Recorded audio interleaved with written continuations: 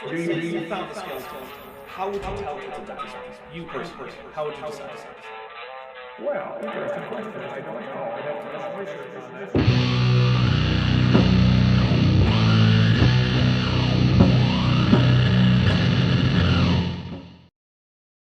All right, welcome to Kent with Bent. What is this, 23, the Undiscovered Kentry? My goodness. All right, well, but we've got some, what is it, kombucha that we're drinking here? Kombucha. Okay, I'm drinking some iced tea with some vodka in it because I can. I don't know. Let's see. We are taking a little bit of a break from Kent Hovind's seminar because he recently put up something that I think needs to be addressed. And what better time to address it than Kent with Bent? So, there you go. And hey, Ilya Moon, nice to see you here. We got Unintrigued Feline here. We got Christian Miranda, Robert Adsit, TD Lane. Man, Grokky Gang, and that's just what I'm seeing right now. So, and I know there are more of you out there, so thanks a lot. Do remember to hit like if you can. But, so recently, and by the way, the chances of this stream being monetized are basically zero. So, there you go. Oh, JH is here? Yeah. So, basically, Ken Hovind decided to do a whole stream all about his take on COVID-19. Because, of course, he has stuff to say about it. And, of course, it's moronic. And he calls another moron to help out. So, yeah, that's what we're going to be talking about instead of the continuing with the seminar series. And our plan, if I am not mistaken, is to go through the entire thing on this that he did. It's a 40-ish minute video, so we will probably go long on this one. But it needs to be addressed, so. And as just a bit of a disclaimer, nothing in this should be taken as medical advice. Neither Bent Hovind nor I are medical doctors. If you need medical advice, please consult a physician in your area. This show is primarily for entertainment, and nothing that we say should be taken as gospel truth or advice on how to keep yourself healthy. So, that being said, let's go over the rules of the Kent with Bent drinking game. Which, by the way, the Kent with Bent show does not recommend that you follow in order to, you know, help save you from becoming dangerously inebriated. But, let's see. We drink whenever Ken says something so stupid that I just can't not drink, which happens fairly often. I'm going to extend that to this guy that he's calling, I don't remember his name, whatever. That guy, we can drink when he's done too. We drink whenever Ken Hovind gets something right that he's not just quoting someone else on. And there is one of the other drink triggers. We drink for Godzilla. Well, quick drink. We also drink for Mothra, who comes in less frequently, but she might come in, so you never know. Although, there was that one movie where there were two Mothra larvae, and they were both referred to with masculine pronouns. That was weird. Anyway, you ready? Oh, I am ready. All right, here we go. Good evening, folks. Ken Hovind here and the crew at Dinosaur Adventureland in Lenox, Alabama. Hey, he got that right. He is Kent Hovind. They are in Lenox, Alabama at Dinosaur Adventureland. I'm going to drink for it. I only partially believe him, though. I'm fairly convinced. April the 10th, 2020. Not sure if that's Many true. people have been asking me to talk about this virus, the coronavirus. So we got a special guest on the phone in just a couple minutes about the coronavirus. Tell your friends to check this channel out. Sorry, we cannot go live tonight. We're still having technical problems out here. We'll record this and get it posted tonight. That's probably true. Probably, but then again, he's had a lot of convenient tech problems around the time that he's supposed to be debating people. Because as we all know, Kent Hovind is trying to back away from debates. Because he also has tech problems in the middle of his debates. That's true. So yeah, he does have a lot of tech problems. I think he does it on purpose so he can say, shouldn't my computer have evolved by now? Yeah. And then just keeps demonstrating how dumb he is. Basically. I want to, but I have to get his approval on it.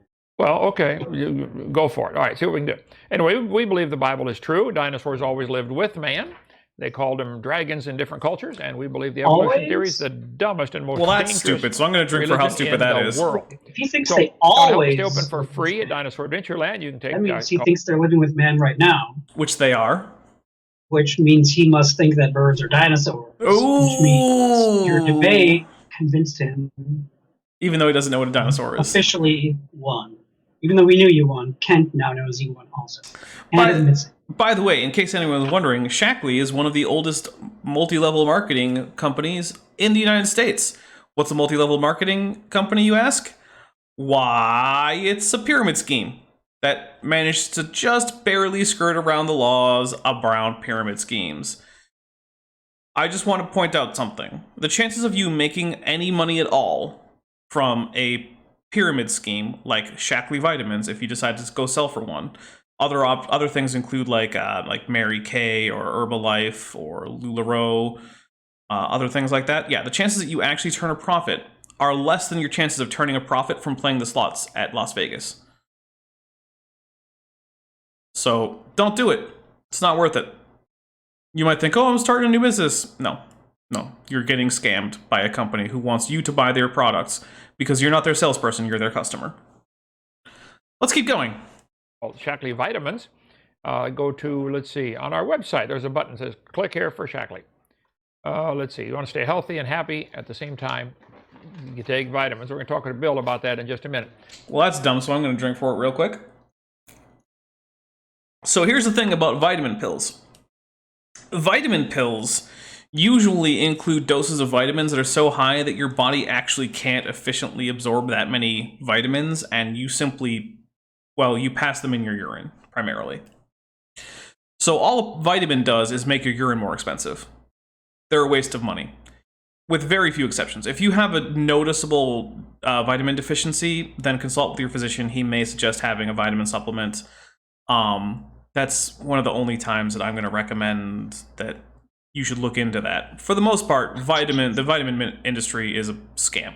Eat a nice diet with some vegetables, some fruit, a nice mixture of, some healthy foods, and you will have a perfectly fine amount of vitamins. And some dinosaurs, too. Yeah, eat some dinosaurs. Dinosaurs are delicious. You can also join our 777 club. Help us to open for free. Go to drdino.com. You see a donate button if you want to do that. And click make any checks to CSE. We need...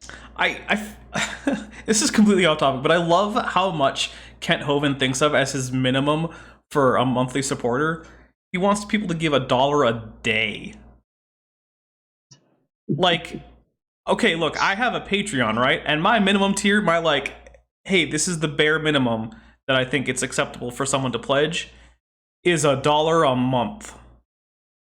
A month. And then basically that just gets you access to my Discord server and nothing else. That's it.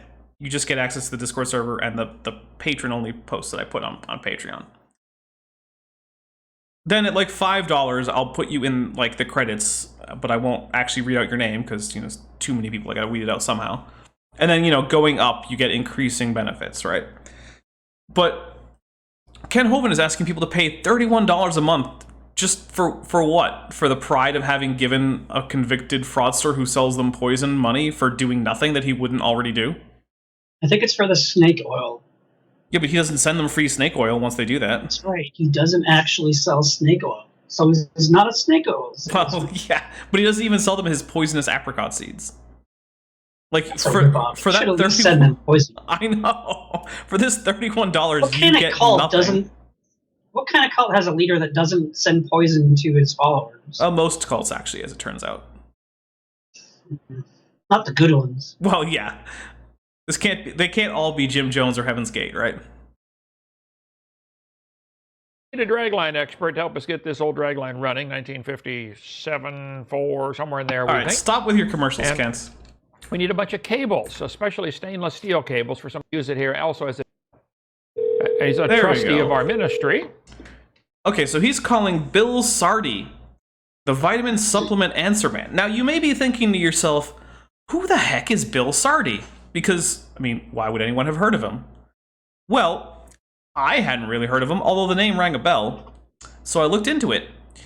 Bill Sardi is a man who basically has made a living trying to sell people concentrated grape skins in pill form with the claim that they can cure basically anything.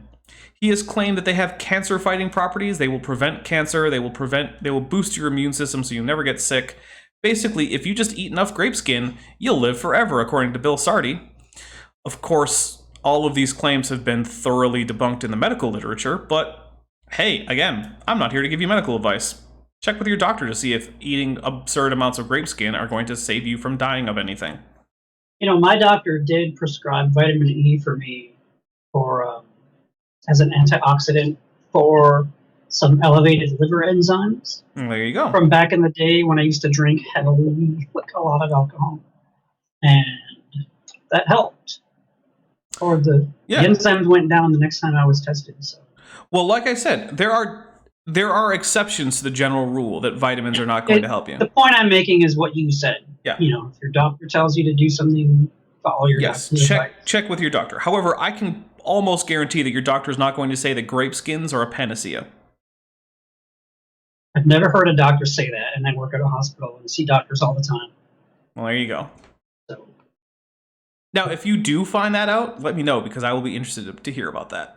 Well, let's keep going on this one. Hello. Hey, Bill. Kent Hovind here. Can y'all hear me okay there? I can. Okay. Oh, good. Bill, I've known you for 25 or 30 years, and you have a website, knowledgeofhealth.com. And your phone number I got up on screen, the 909-593-9501. You help people with... I'm not saying that anyone should call that number and ask for evidence for his claims. I'm not saying that.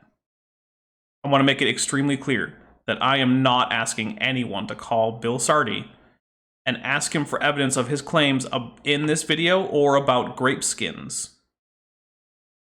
Because that would be asking for someone to be harassed, and I'm not asking for that. Bent, am I clear about this? I think you're pretty clear. Okay, don't do that. Problems with health. And we'll talk about the coronavirus. Okay. On your website, I noticed you got a mention about the 1918 Spanish flu. I don't think people know what all that did. It was the H1N1 virus, and it killed 675,000 Americans and 50 million people worldwide. So what is causing this coronavirus, and what do you do about it, brother? The 1918 Spanish flu might have had a flu bug in there, H1N1, but it was largely caused, as University of California, Berkeley demographers told us, it affected young men. The flu affects the old and the very young. Just broadly correct there, so I'll take a drink for it. So far, although I strongly suspect this is going to go into absolute lunacy territory soon, I'll have to drink for that too. So it didn't fit the pattern. It fits the pattern of another lung disease, tuberculosis. And that's what we believe circulated. Yep, that's dumb. I'm going to take a drink for that. Look, the flu and tuberculosis don't have the same symptoms. I, unlike most people, have first-hand experience, or I guess second-hand experience, with tuberculosis. I lived with someone with an active case of tuberculosis, something almost no one else can say. Bent, have you ever done that? I don't think so. Yeah. Put a 1 in the chat if you've ever lived with someone with tuberculosis, an active case of tuberculosis. Put a 2 if you haven't, because I'm going to go ahead and guess that I'm literally the only one here in that situation. And here's the thing. Tuberculosis isn't accompanied by, the same types of flu-like symptoms. Like, it doesn't have the same kind of joint pain. It has similar amounts of fatigue, but that's primarily because, you can't get oxygen because your lungs are filling with blood. You're going to cough up blood. The flu is not likely to do any of these things. So it's, even though we can say that there might be some question about whether or not or exactly which virus the Spanish flu was, which I'm not aware of any particularly large amount of questioning. As far as I know, it's fairly well established that it was the H1N1 virus. Anyway, despite that, people know how to diagnose tuberculosis. It wasn't tuberculosis. Tuberculosis was a well-known disease even well before the Spanish flu epidemic. And yeah, we're just getting a sea of 2s. Yeah, it's not easy to mix up tuberculosis with with the flu in any kind of way. Like, there is just no way that the Spanish flu was tuberculosis. I'm sorry. Around the world and wiped out 50 million people. The count isn't very accurate because of the times.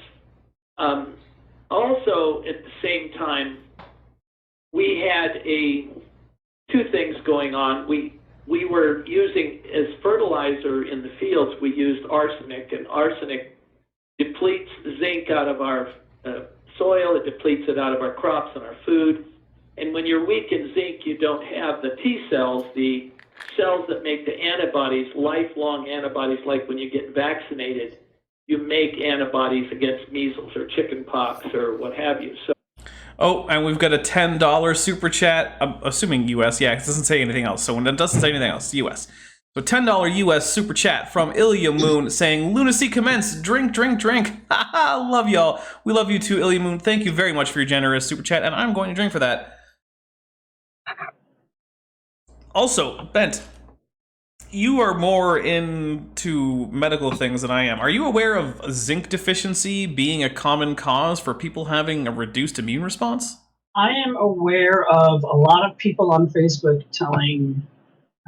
basically saying, hey, take a bunch of zinc and you'll be immune to the coronavirus. Huh. And some of those people also say things like, hey, don't vaccinate your kids because they'll die from it, or crazier stuff than that, like don't get 5G because the 5G will implant the coronavirus in your microchip in your hand that they're doing. Okay. Well, and I know there's a meme about that, but they think it's real. I think the meme is like a poster telling the truth. Right. I'm not aware of anything saying that zinc is going to make you protected from any particular viruses, whether it be chicken pox or coronaviruses or anything else that this guy is saying. So once again, I'm going to go ahead and say consult your physician, but if he tells you that shoving a bunch of zinc in your body is going to fix it, I would get a second opinion. Let's just say that. So when you don't have the zinc, you don't make those antibodies. So we think that was part of the equation. The other part of the equation was, in 1918 was the first year that Bayer Aspirin marketed their aspirin worldwide. It was in a little box, like a matchbox, where you slit the little part open, and they just had the pills laying in there with no directions how many to take. People were frightened and took too many of these aspirin pills, we believe. And the aspirin depletes by... I'm going to drink for that citation. Hold on a second. I don't know if you heard that, but he said people took too many aspirin pills, we believe. That's his citation. It seems likely to him. You know. And I was just reading up on zinc because it is an important mineral. Right, and you do need zinc. If you do have a deficiency, you'll have symptoms like stunted growth, Wilson's disease, inability to taste food, things like coronavirus types of... Wait, is that what coronavirus symptoms are? No, none of those are coronavirus symptoms. Oh. Well, is Wilson's syndrome the one where you look like a volleyball? Wilson's disease is... I think it's treated. It's used to treat Wilson's disease, is what I'm reading. But is Wilson's disease the one where you end up looking like a volleyball? It's where you have too much copper, and like your eyelids have a copper color. Not your lids, your iris. Okay. And anyway, it's just like WebMD. Talk to your doctor, obviously. If your doctor says you need some zinc, take some zinc. Well, we do have stunted growth and skeletal system abnormalities, so at least there's some similarities here. I don't know about hair loss or dermatitis. The better lies have some truth to them. Yeah, that's true. What's acne.org? That's acne.org. Right, but what is that? Because maybe this is a reputable source. I mean, maybe, right? It could happen. Boo, Dapper, that was bad. Oh, you didn't like my Wilson joke, guys? Come on.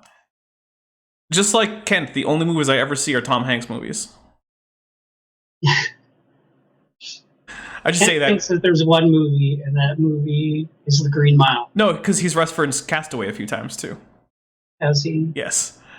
When asked about, because being pointed out that fossils represent populations, there aren't just individuals with no population attendant.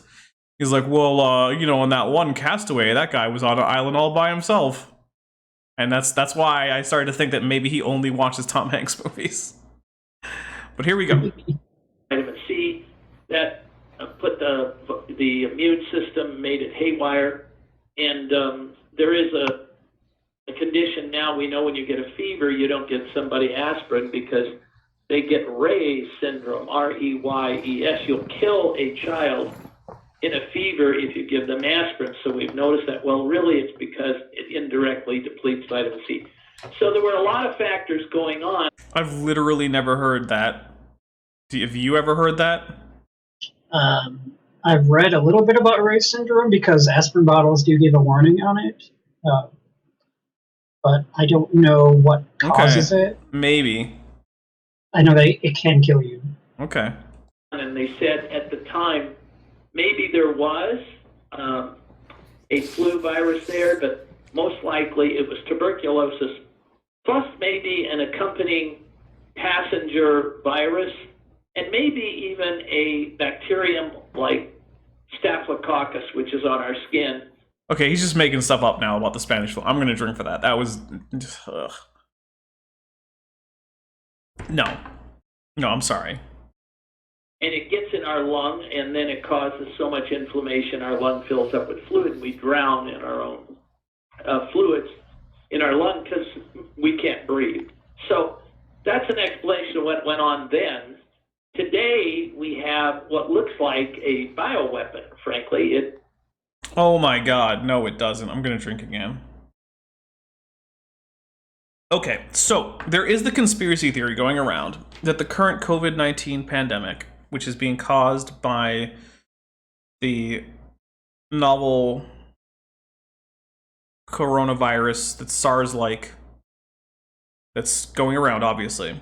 There's the conspiracy theory that it was a bioweapon. It came out of a lab. Okay, here's the thing. Oh, drink from Mothra. So, a full genome sequence on several, and by several, I mean dozens of strains of COVID-19 have been done. And they've been compared to the most closely related wild counterpart found in bats in China, which is almost certainly the original vector for this disease. Probably, by the way, not by someone eating bats, but there's actually currently the idea that it may have passed first to a domesticated animal from a bat, then on from a domesticated animal to humans. It doesn't really matter. But the mutation rate is consistent with it simply having naturally evolved from that bat-based virus. There is no indication. So for instance, if you wanted to genetically engineer a virus, what you do is, or sorry, anything else, really anything, you sit down and you intentionally make all the changes you need to make, and you put them into the genome.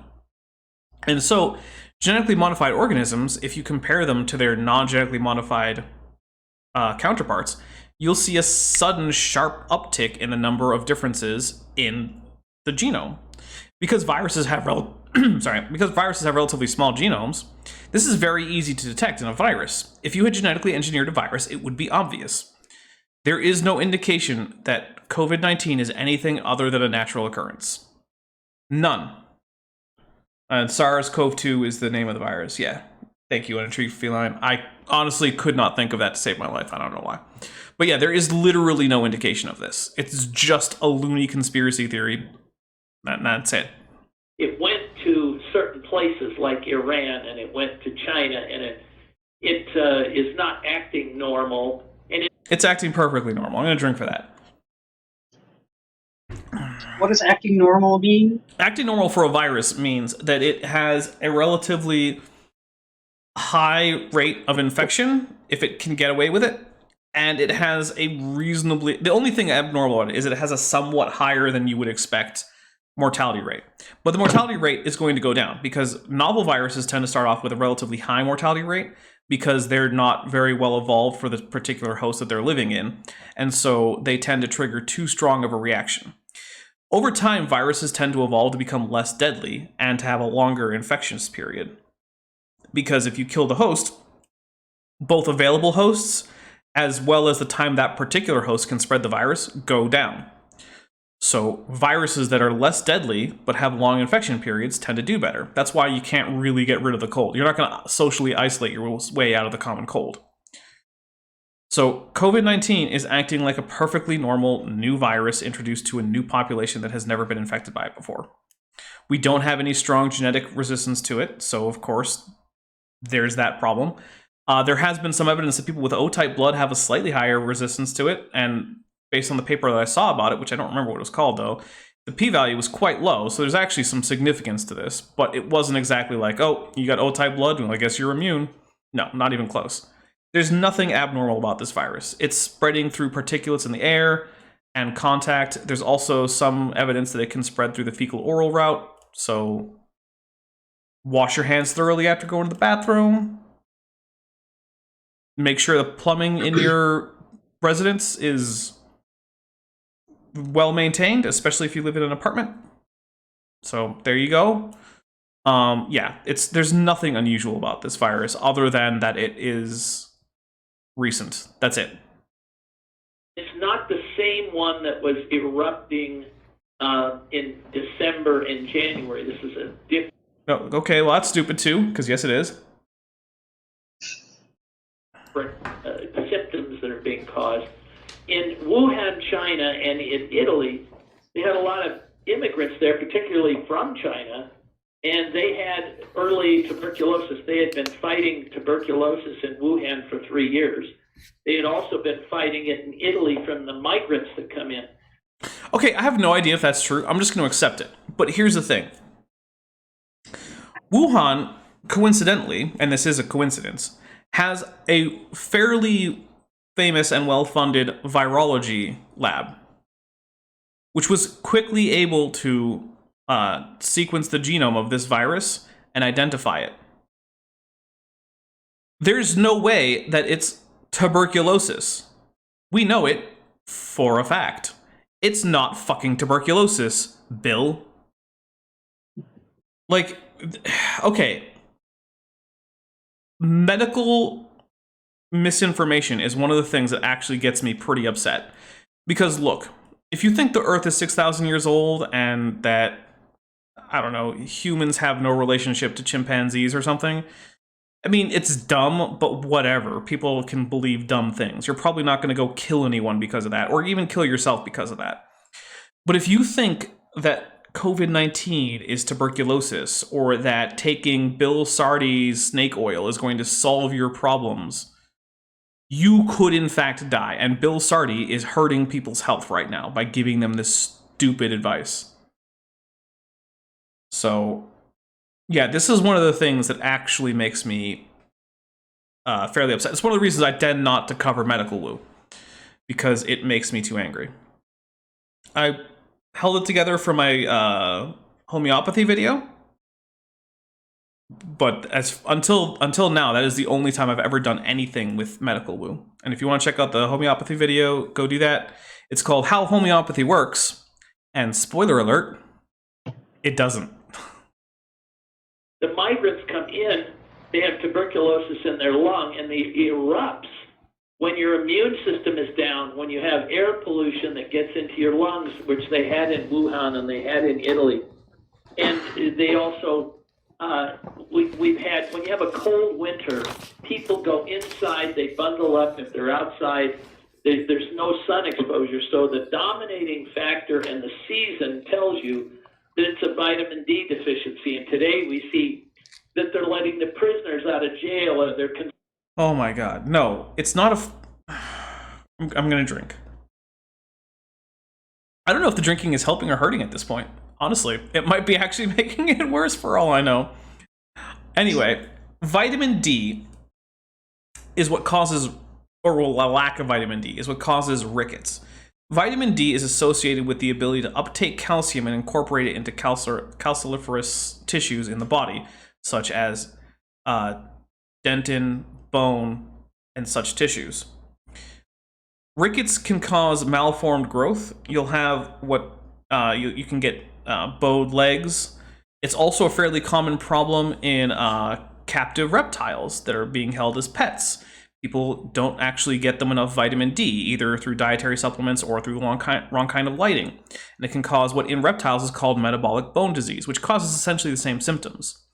Vitamin D, though, is not going to protect you from a damn virus. It's going to protect you from having your bones be warped and weak. It's extremely important to get vitamin D. And actually, I honestly think that most people during this self-isolation period probably aren't getting enough. So go get some vitamin D fortified milk, or just stand outside in the sun for a few hours every once in a while. I mean, it's important to get vitamin D, don't get me wrong. Vitamin D is a vital part of your body's well-functioning, but it is not going to cause you to catch coronavirus or tuberculosis because you don't have enough of it. And we have a $1.99 super chat from Vandalia1998. Thank you very much for your super chat. And he says, so is this officially the stupidest Kent video? It's probably one of the most dangerous ones. I don't know if it's the stupidest. It's up there, though. So, also, I haven't seen every single one of his videos because many of them are ones I just don't care about.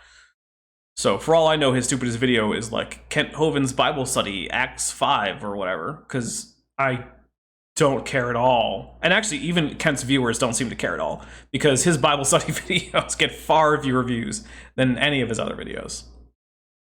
Concerned about the workers in the hospitals or the people in the nursing homes. All this fits being indoors and not getting enough sunshine, vitamin D. So I advise everyone, by all means, get some sunshine in a bottle or vitamin D pills.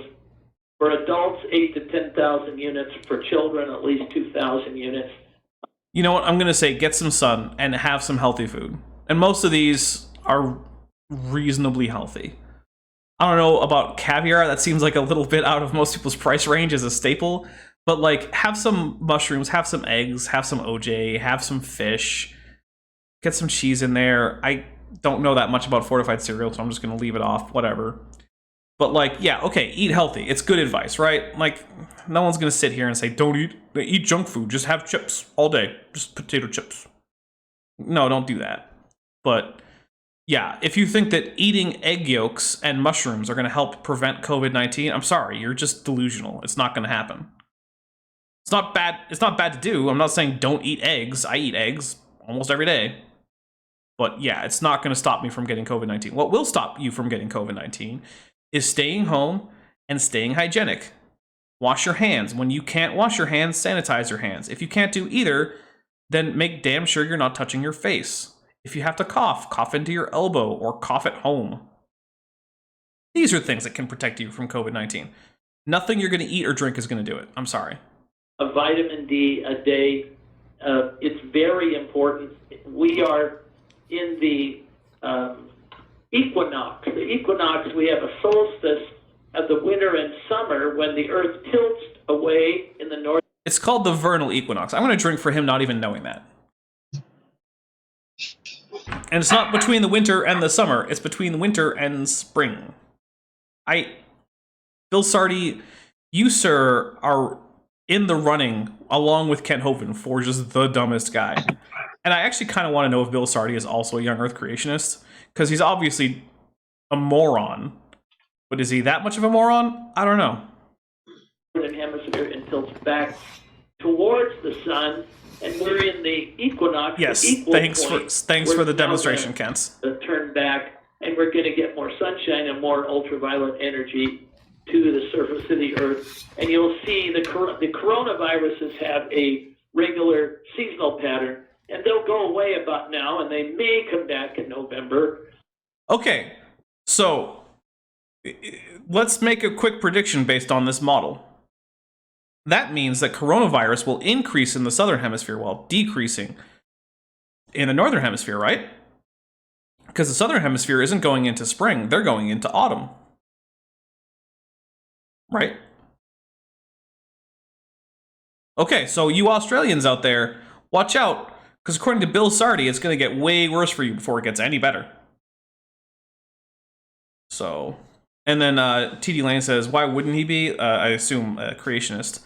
I mean, it's a good point. He probably is. I just don't actually have direct evidence of it. I didn't find anything about him being a creationist when I looked him up, but then again, he mostly goes on about grapefruit or grape skin, not grapefruit. Although, you know what? I could go for a grapefruit right now. Yeah. Yeah. I don't have a grapefruit spoon, though. Maybe I should get one of those. And then also grapefruit. Whatever. Maybe I'm just hungry. The SARS coronavirus, about in 2004, vanished and never came back, telling us also that was probably a bioweapon. What?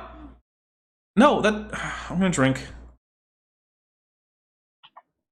A virus. Also a strong anti-vaxxer. Yeah. Sorry. Oh, Bill Sardi is a strong anti-vaxxer. I'm going to just go ahead and drink for that because that's all you need to know. Fuck. Oh, you know what? My stream just went into our territory. I dropped my second F-bomb. Oops. Sorry, guys. This is officially now an R-rated stream. So, there you go. Like I said, this medical stuff, it pisses me off in a way that just regular old young Earth creationism doesn't.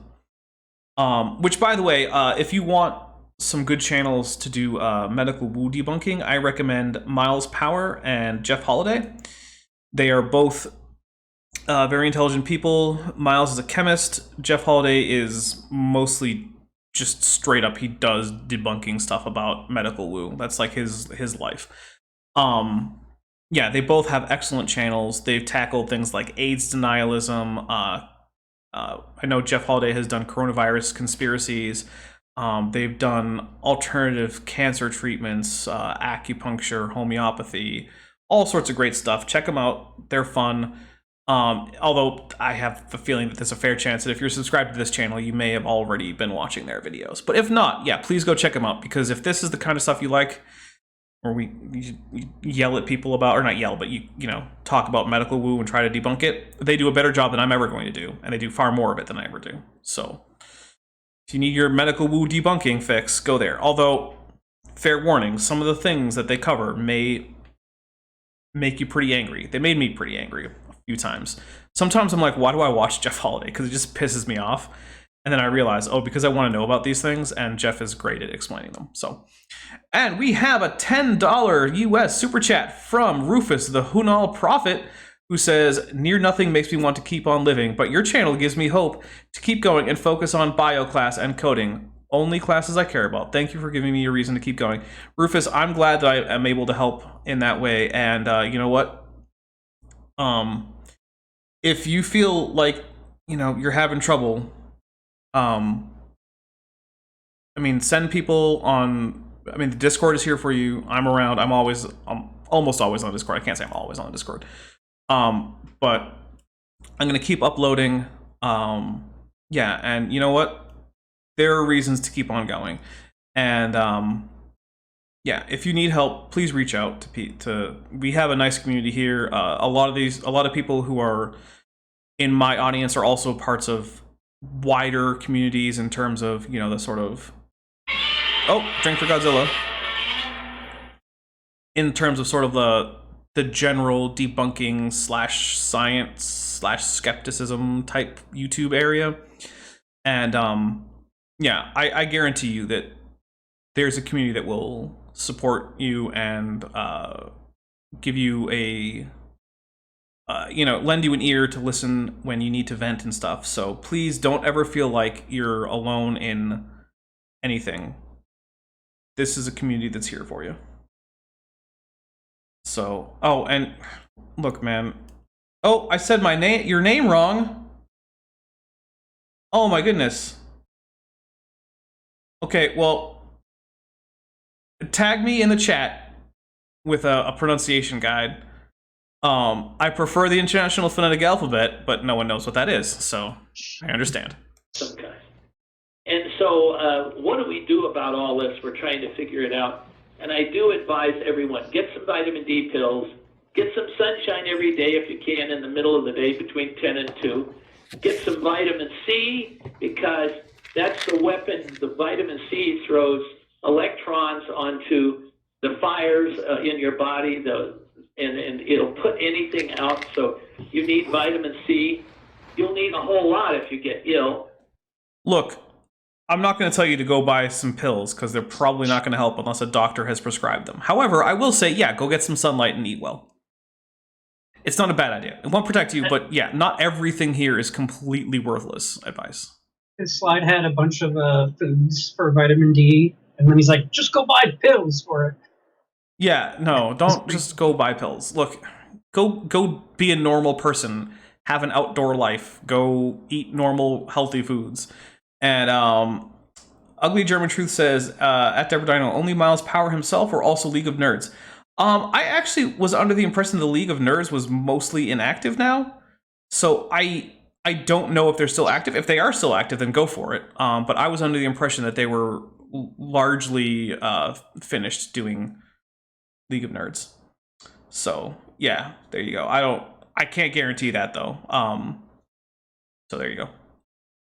Again, the symptoms of what's going around is a chronic dry cough, a fever, possibly diarrhea.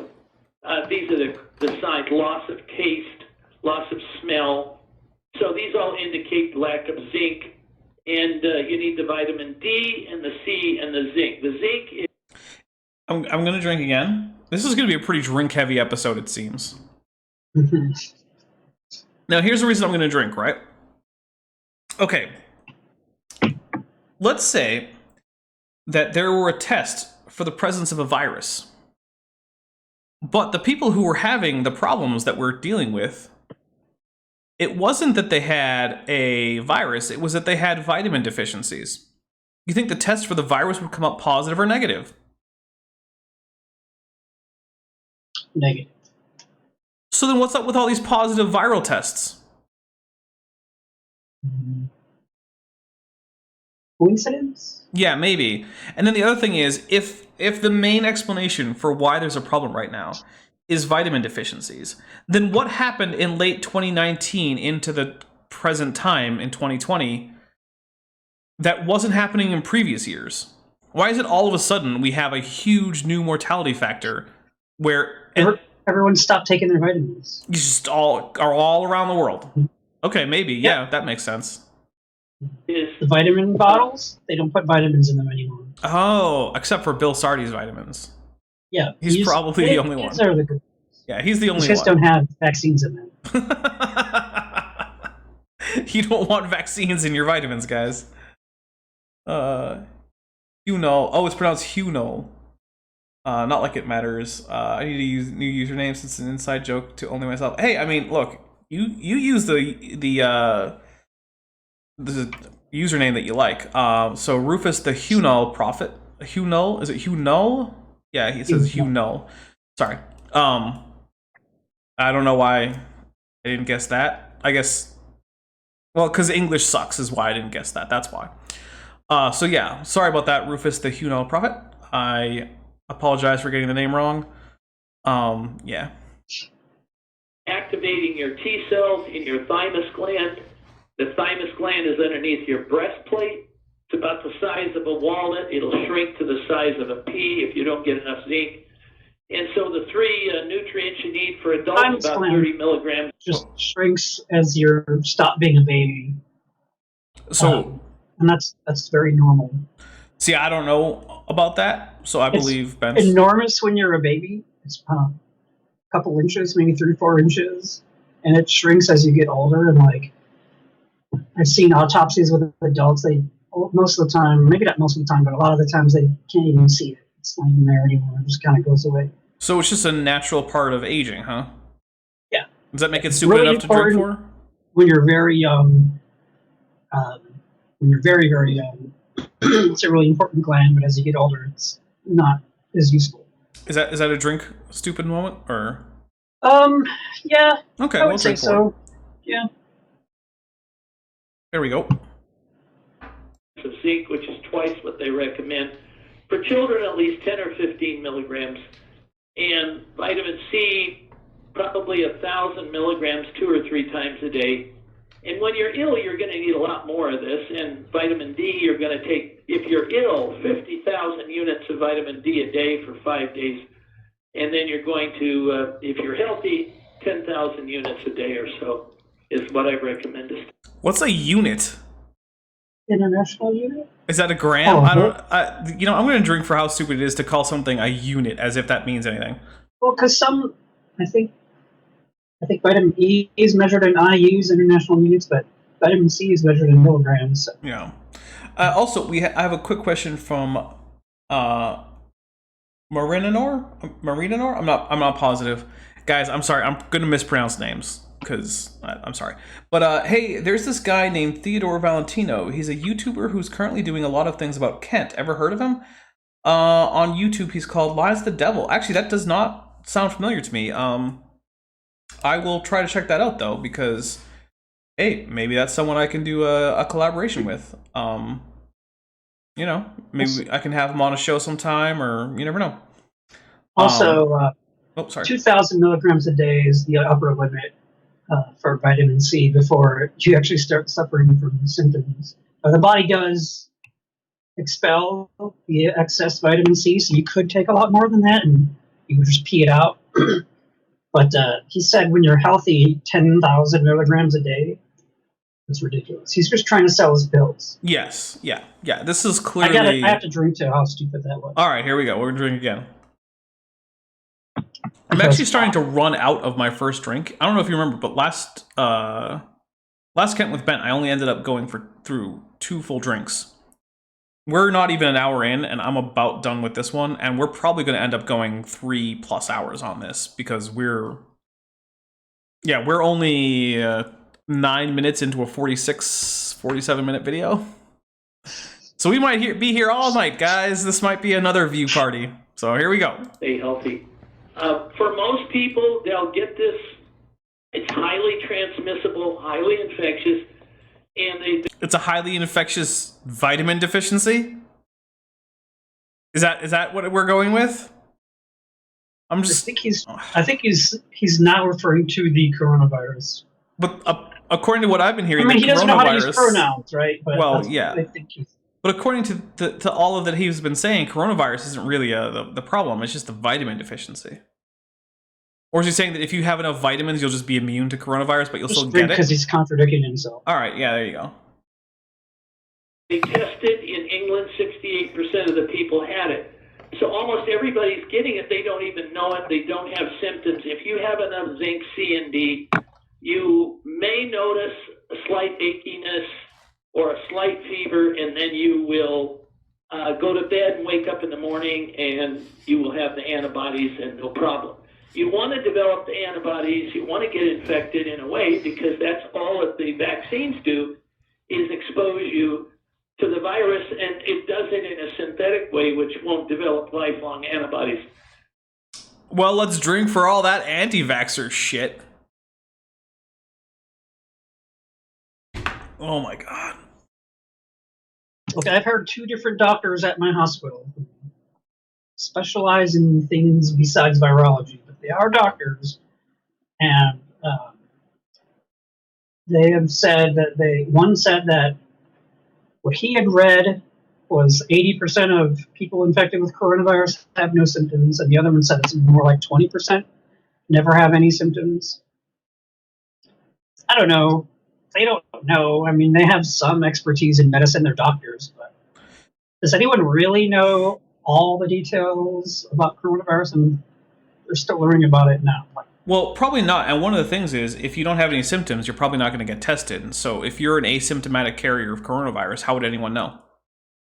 You wouldn't. Well, because some people were tested and they had no symptoms when they tested positive. Well, yeah, okay. But generally speaking, most of them probably aren't. Sorry. What is it? That 70% of people who have it have negative tests, and then they retest, and then it comes back positive. So the tests they're using aren't all that accurate. The hospital I work at, they're pretty much deciding to stop doing autopsies because they don't want to do autopsies if someone has coronavirus, and then they'll test them, and the test comes back negative, and then like, well, we're not sure the test was accurate, so we're still just not going to do it. Okay. It's kind of ridiculous. Also, we have another $10 super chat. Thank you very much for your generous super chat from Mega Zweihander, or Zweihander? I'm not really sure. Again, sorry guys. I think Kent is being so quiet so he can't be given a cease and desist order for bull like Pastor Jim Baker. Yeah, you know, I honestly wouldn't be too surprised. if that were part of the reason. Although, to be fair, when he has guests on, he usually does primarily let them do the talking. So, although it is kind of amusing that he's holding up various props like Vanna White, like, look at this globe, look at this bottle of vitamin C pills. Oh, there you go. There's a really nice thing to display. The Dapper Dino mug, which you can see right there on screen. Also, you can see the Dapper Dino blanket, both of which are available from my merch store, linked in the description. This is the best water I've ever had. Yes, everything tastes better when it comes out of a Dapper Dino mug. And while this is certainly not medical advice and is almost certainly not true, I can guarantee you, if you drink out of a Dapper Dino mug, you will never have any kind of medical problems ever. That's not true. Don't believe that. That's a lie. However, that doesn't mean you shouldn't get it. So yeah, there you go. There's a commercial plug. But seriously though, if you don't want to get my merch, then don't get my merch. If you can't afford it, don't get it. Whatever. That's what credit cards are for. No, that's not. Do not go into debt buying my merch. That's... Just pay it off at the end of the month. No. Build some credit. You guys do what you want. Do not get yourself into financial trouble on my account. So, in a way, we call that herd immunity, actually. It's natural immunity that's built in. God built our bodies to defend against all this. No, herd immunity is not the same as natural immunity. Herd immunity simply reflects the fact that for some diseases, mostly the ones that we have vaccines against, a significant majority of the population is immune, and so when they are exposed, they can't spread it. Because of the low rate of spread, it tends to mean that people who can't become immune, mostly people who can't be vaccinated, or who are simply so old that they didn't really get the vaccine, are unlikely to be infected because infection vectors are largely closed off to the virus. It has nothing to do with it being natural or synthetic, which, by the way, there's no difference as far as your immune system is concerned. The antibodies are the antibodies. That's it. Chemistry is chemistry. Yeah. Chemicals are chemicals. Yeah. If you made a whole pile of, say, caffeine in a lab, or you extracted a whole pile of caffeine from, say, coffee beans, guess what? It's the same molecule. This is just this genetic fallacy where there's this naturalism bias and this idea of purity that is completely nonsense. There is nothing to it. It's a little bit nonsensical to try to run and hide from these viruses that are what we call ubiquitous everywhere. The virus was around. No, it's a novel virus. It literally wasn't around. I'm going to drink. It wasn't around. In fact, you know what? I'm out of my drink. Or essentially, it's just water now because the ice is melting and I can't talk. So, second drink. Yeah, well, I'm gonna go pour myself another beverage, and in the meantime, here is a nice little musical interlude.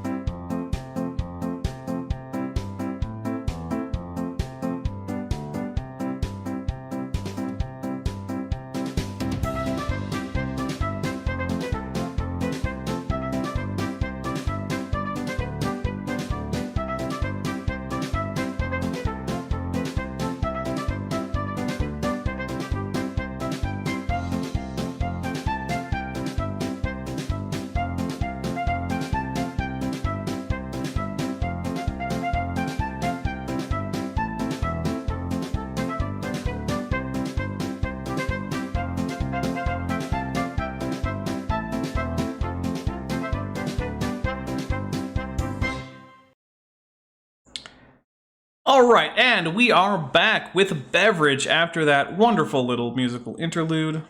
I hope you guys liked it. That, of course, is my slideshow of transitional fossils, because apparently there are no transitional fossils, except for the dozens that I have in my slideshow. So, Anyway, let's keep going with some more of this crazy talk. It didn't bother us until our immune system crashed in the winter. So it was around, and we are indoor animals now. We ought to have somebody write some software that reminds us all on the computer to go outside in the middle of the day and take a break, and we can't come back until we got enough UV radiation to make, of course, natural vitamin D in our skin. So you see also the stories. I think he's. I don't even know. Honestly, I can't keep track. It's so incoherent.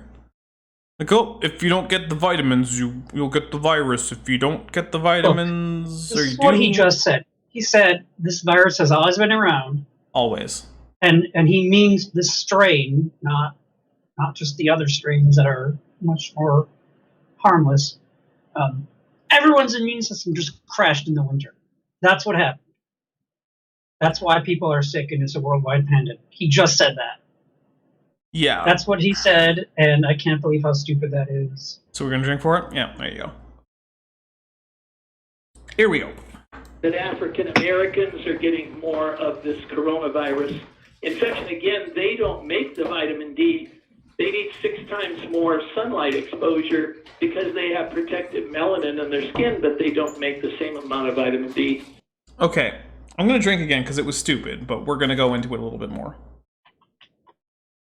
Now, there is some data supporting the idea that, at least in the United States, ethnic minorities are being hit at a higher rate by coronavirus. It's not clear why that is.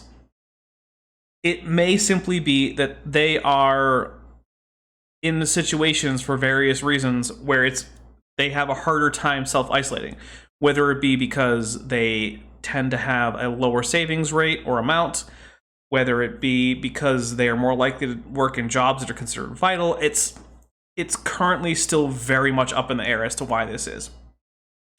It is also the case that the darker skinned you are, the lower rate at which you make vitamin D per amount of exposure to the same level of sunlight as someone who is fairer skinned.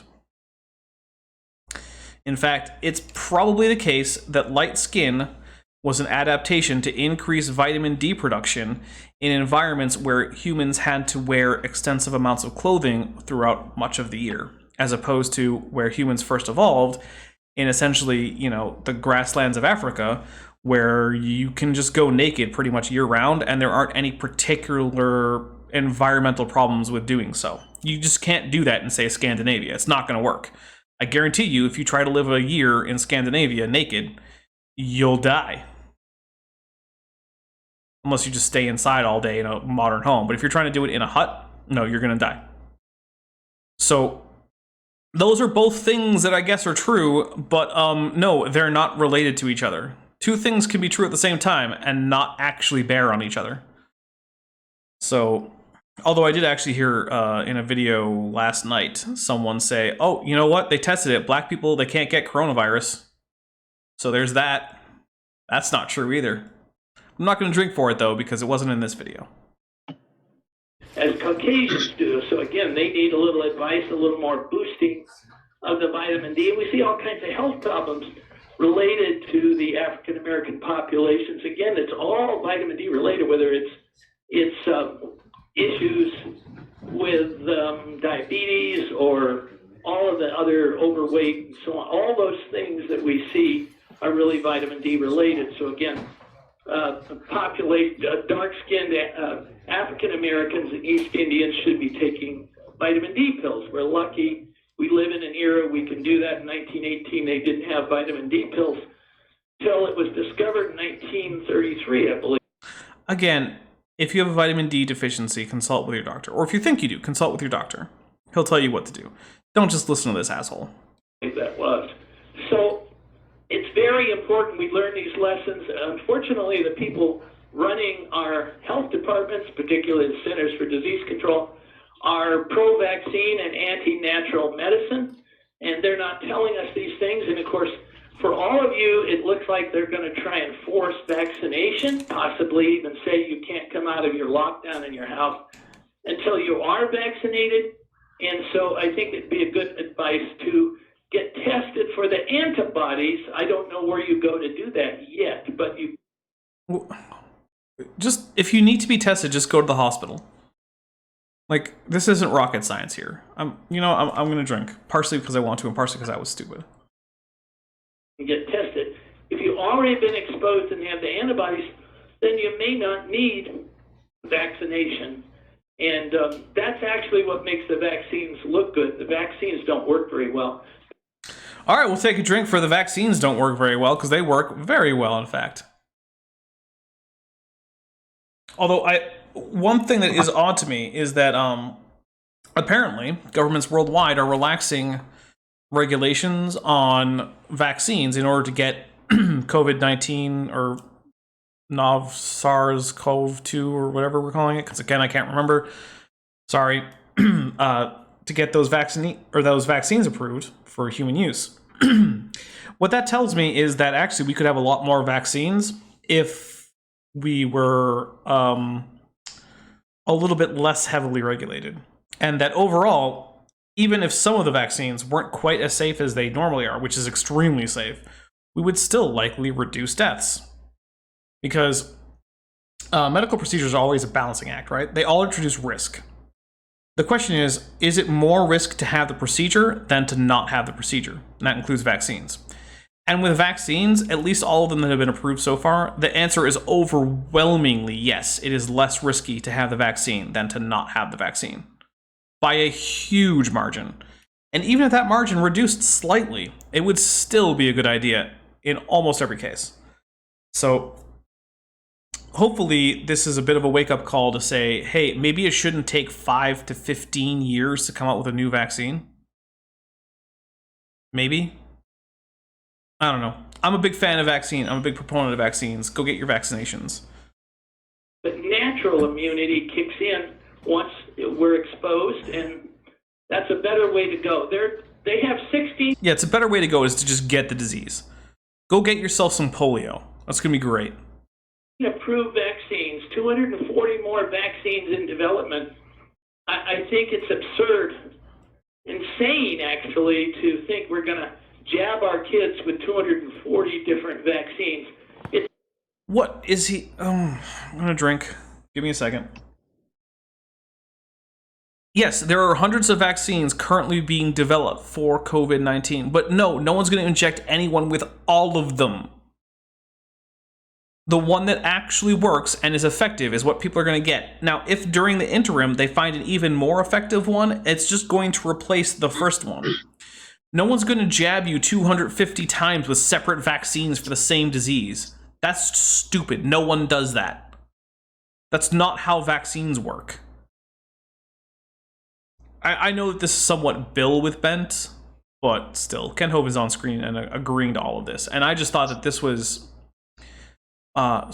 someone on my fan Discord server, by the way, is the one who alerted me to this moronic video. Thanks, whoever you are. Yeah, I don't even remember it, but if it's you... You know who you are. Yeah, you know who you are. This is your fault. No, it's Kent's fault. It's Kent's. Actually, thank you for alerting me to this, because, yeah, this is just... it's moronic beyond belief, and it's dangerous. It's full of misinformation, it's full of dangerous advice, or just useless advice, at best. It's a dead-end street, it's an antiquated technology. If you get enough zinc, the zinc will make antibodies to all of these pathogenic bacteria and viruses. Oh, zinc, it just pushes you to make antigens to everything. Take some zinc, you're now immune to everything, apparently. Your body will instantly recognize new pathogens because the zinc has apparently, somehow, spawned an infinite number of antibodies. And now you've got all the antibodies. I guess I'm gonna drink because that was... You know, I listened to this once on ×2 speed, and I don't remember all of it because... Yeah. Oh, hey, RJ, what's going on? We're taking a look at some medical woo craziness. I was like actually... all 10 of Ben videos, I go in completely blind. I've never seen you. That's why. I just watched it on ×2 speed to see if it was something I wanted to address, but I don't remember really anything that happened except that it was stupid. I'm pretty sure I was playing a video game at the time. I think I might have been playing Space Hulk Deathwing or something, which, by the way, I just got. It's a pretty fun game.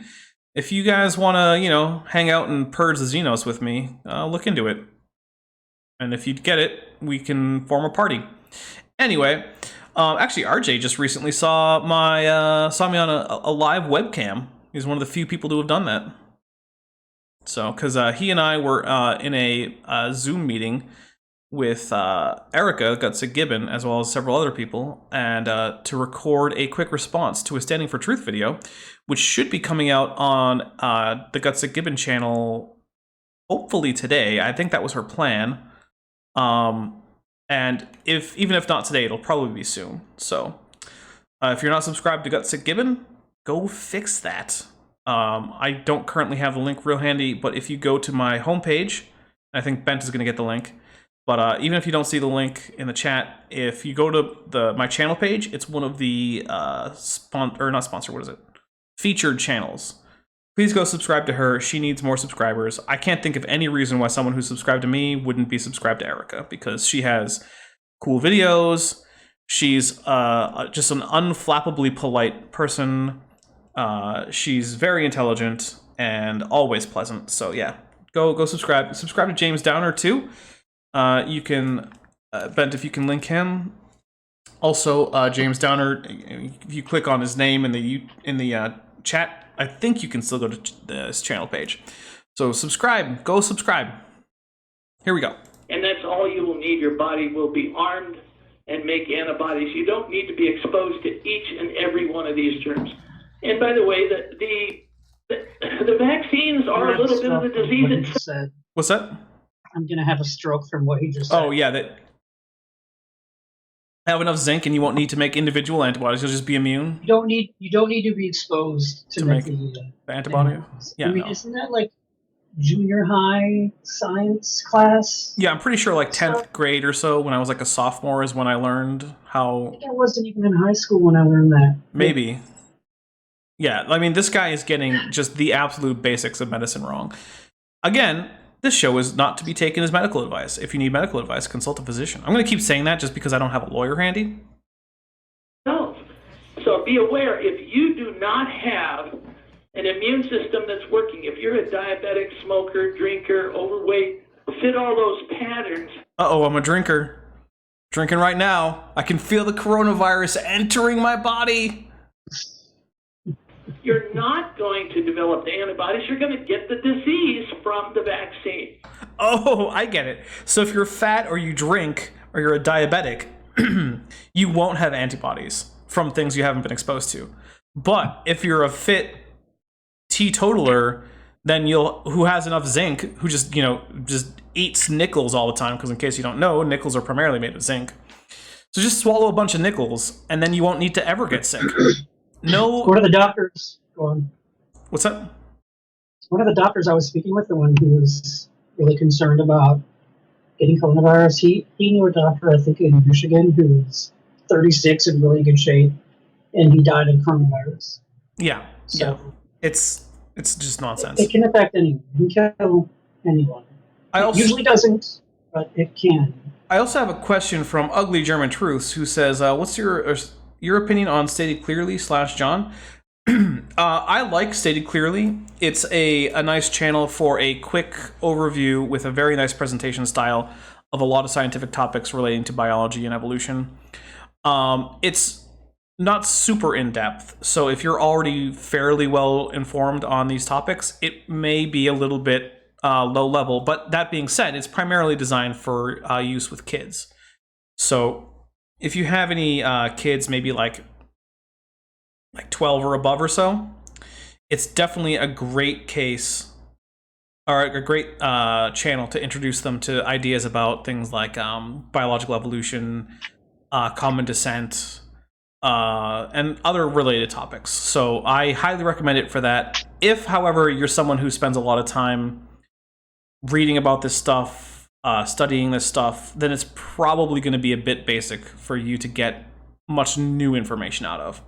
That being said, he also has another channel, Stated Casually, which has a bit of a broader focus and does some fun stuff, like he did some cranial volume measurements with his niece and nephew to try to debunk some ancient alien claims about some human skulls. So he has got a wider thing there. He also has done some videos about a trip that he took to the Ark Encounter. So go check him out. Yeah, he does some good work. I like Stated Clearly and Stated Casually / John, his actual name. Yep. Here we go. So I did up a little chart and showed that if we mandate vaccination here in the United States, just by virtue of the fact that some people are going to have a side effect, 0.6%, it's probably a lot lower than 0.6%, but I'm not positive, so I'm going to let it go. Going to be hospitalized, and 1.4% of those people that enter the hospital are going to die, and that'll mean 250,000 to 400,000 Americans will die just by being vaccinated. Okay, I'm going to drink for that shit. No, 250,000 people do not die of being vaccinated, Bill Sardi, you fucking asshole. Virtually no one dies of being vaccinated. At most, what tends to happen is a fairly significant allergic reaction, which is almost always treatable, and then now you know. The death rate from vaccines is basically zero. The death rate from not vaccines is actually pretty damn high. And again, this is why I tend not to cover medical woo. And also why this is, as far as I know, the first officially R-rated Kent with Bent. Because fuck this guy. And yeah, I'm pretty sure this thing is already demonetized. So any support is appreciated. Because they're in the risk groups that I just explained. So it's very critical we try and avoid vaccination. It's a necessary thing because it's the only thing we know to do, but they've been hiding from us all along. That the answer is nutrition. It's centered around zinc. And you read about the chloroquine, this drug they're using, that's a zinc-enhancing drug, so that's why it works. So, first of all, there's only weak evidence that it works.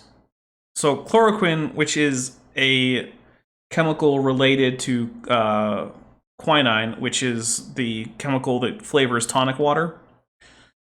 Yeah, there's some weak evidence that it has some effect in alleviating symptoms of COVID-19, allowing some people who are relatively minor, have relatively minor symptoms, or moderate symptoms, I should say, to not progress into having severe symptoms, which means that it could, in fact, have a sort of a therapeutic effect that avoids potentially life-threatening symptoms. That being said, it will almost certainly prolong any infection you have because both chloroquine and quinine are in fact immunosuppressants. And the proposed mechanism, which is essentially the same as when both of these are used as malarial drugs or anti-malarial drugs, which they both are, or have been at least historically, they're fairly reliable anti-inflammatory drugs. And so they will reduce the symptoms to the point that you're more likely to survive it, which still will, again, extend the duration of the infection. But you know what? If you survive it, that's probably a good trade-off. That being said, again, the evidence of either of these chemicals being effective against COVID-19 is very iffy. There have been, as far as I know, 3 studies, one with very bad methodology, one which showed mild positive results, and one which showed null results. There was essentially no evidence that the chloroquine was helping. That being said, if you want to go get some quinine, go have yourself a gin and tonic. I'm not going to tell you not to have a gin and tonic. You know what? It probably won't help, but it probably won't hurt unless you go overboard. So, just in the off chance, why don't you go get yourself some tonic water, get yourself a nice London dry gin, some lime juice, mix them all up in a glass, have a nice relaxing drink at the end of the day. Go for it. Whatever. It's not going to cause any additional problems. Lots to learn. You can go to my website at knowledgeofhealth.com. We're trying to arm people with knowledgeofhealth.com. I think his website should probably be ignoranceofhealth.com, but whatever. Information so they don't need to feel so fearful and of course things that we can't control. It develops fear. So there was a question about quinine. It was originally extracted from a tree bark of a tree that I don't remember, but it starts with a C. However, nowadays it is mostly synthesized and not taken directly from a tree, which is actually the case for a lot of drugs. A lot of drugs are originally found in some plant, and then once their chemical makeup has been exactly identified, they are synthesized in pure form. So, which is much more efficient and much more controlled, because if you just make like a tree bark tea or something, then every chemical that's in that tree bark is probably going to start seeping into the water, and you're going to be drinking a brew of who knows what, but also the thing that you want. So, yeah. I don't, cinchona tree, I think, is what Ugly German Truth says, and I'm not even sure if I'm pronouncing that right. It might be cinchona or kinko, I don't know, whatever. But yeah, that was the original source of it. As far as I know, it's no longer the primary source, but I might be wrong about that. I am not exactly an expert in the tonic water industry. And I'm just glad that on Good Friday that we believe in a God who suffered with us. Every religion of the world has a different idea about, I guess, how to get to heaven or reach to God. Well, our God that we believe in suffered with us so that we would learn how to suffer, and some of us will, but you don't need to, and if you follow what is in nature, you can learn these lessons and stay healthy. Yeah, because nature never kills you. There's nothing poisonous or venomous or dangerous in nature. Yeah, that's why, of course, when people were living in caves and eating all natural food, they had a lifespan that was much longer than the one we have now. Oh, wait, no, they didn't. In fact, I'm going to drink for that naturalism bias because it's stupid. Can't I not a drink? Oh, I also want to point out, he mentioned that it was Good Friday when they recorded this, and I want to say that this time of the year, I think, has become a little bit tough because a lot of holidays and things that would normally be community or family events have been going on. And so I just want to extend some sympathy for that, because it's tough when what would normally be a community event and a family event is just not occurring. And I know that has been tough for a lot of people I know. And if that's you, I really hope that you're okay and that you are coping well. And if not, I mean, like I said, there's a community around this group that you can plug yourself into, and we can at least hear you out and hang out with you, whether it be on the Discord or in chats or whatever. So, yeah, it's been a tough time for especially people who celebrate various Christian holidays, and also I know that for most people Easter was last Sunday. However, for another large group of Christians, this is their Holy Week, and this Friday will be their Good Friday, and this Sunday will be their Easter. I know a lot of people who are in that group who are also having a tough time coping with the loss of what's often the centerpiece of their year. So I hope that all of you are doing well with trying to cope with this social isolation at a time that would normally be one full of community and togetherness. So it's very unfortunate. So I hope everyone's doing okay. And if you're not, I mean, like I said, please reach out. There's people around who can offer some emotional support, an ear to listen, So stay safe, stay mentally sound. Serve God in the best way. It's interesting, in the Bible it says God gave herbs for the service of man. You service your car by giving it the oils and fluids it needs. Well, the herbs, the vegetables, the fruits, the plants provide the stuff we need to service our body. I got on the screen, Bill, it says an estimated 2 million sailors died of scurvy between 1500 and 1800. It was assumed when they went on a trip, 50% of the sailors would die of scurvy because they didn't know about vitamin C. And when you're out at sea, you don't get the fresh fruit, and so they died of scurvy by the hundreds of thousands. A simple vitamin C deficiency. Many diseases all throughout history have turned out to be a lack of a certain vitamin. So you mentioned vitamin C. What happens if you take... With rickets. What about the ricket? I'm sorry, you were quiet there for a second. Oh, not many diseases. Several few diseases. Yeah, I mean, very specific diseases. Scurvy, rickets. I'm sure there's much. others, but Yeah. I got a bottle here. Let's see, 250 tablets. What if I took 50 of these? What would happen? It's a watery vitamin. It gets washed out pretty quickly. It's pretty hard to find a... You know what? He's right. It is a watery vitamin that gets washed out pretty quickly. In fact, you'd piss out most of one of those pills, Kent. So I'll drink for Bill Sardi getting one right. I gotta go get more drinks because I'm out. What? So, All right. Well, I'm going to keep going for a bit, but good luck. thanks.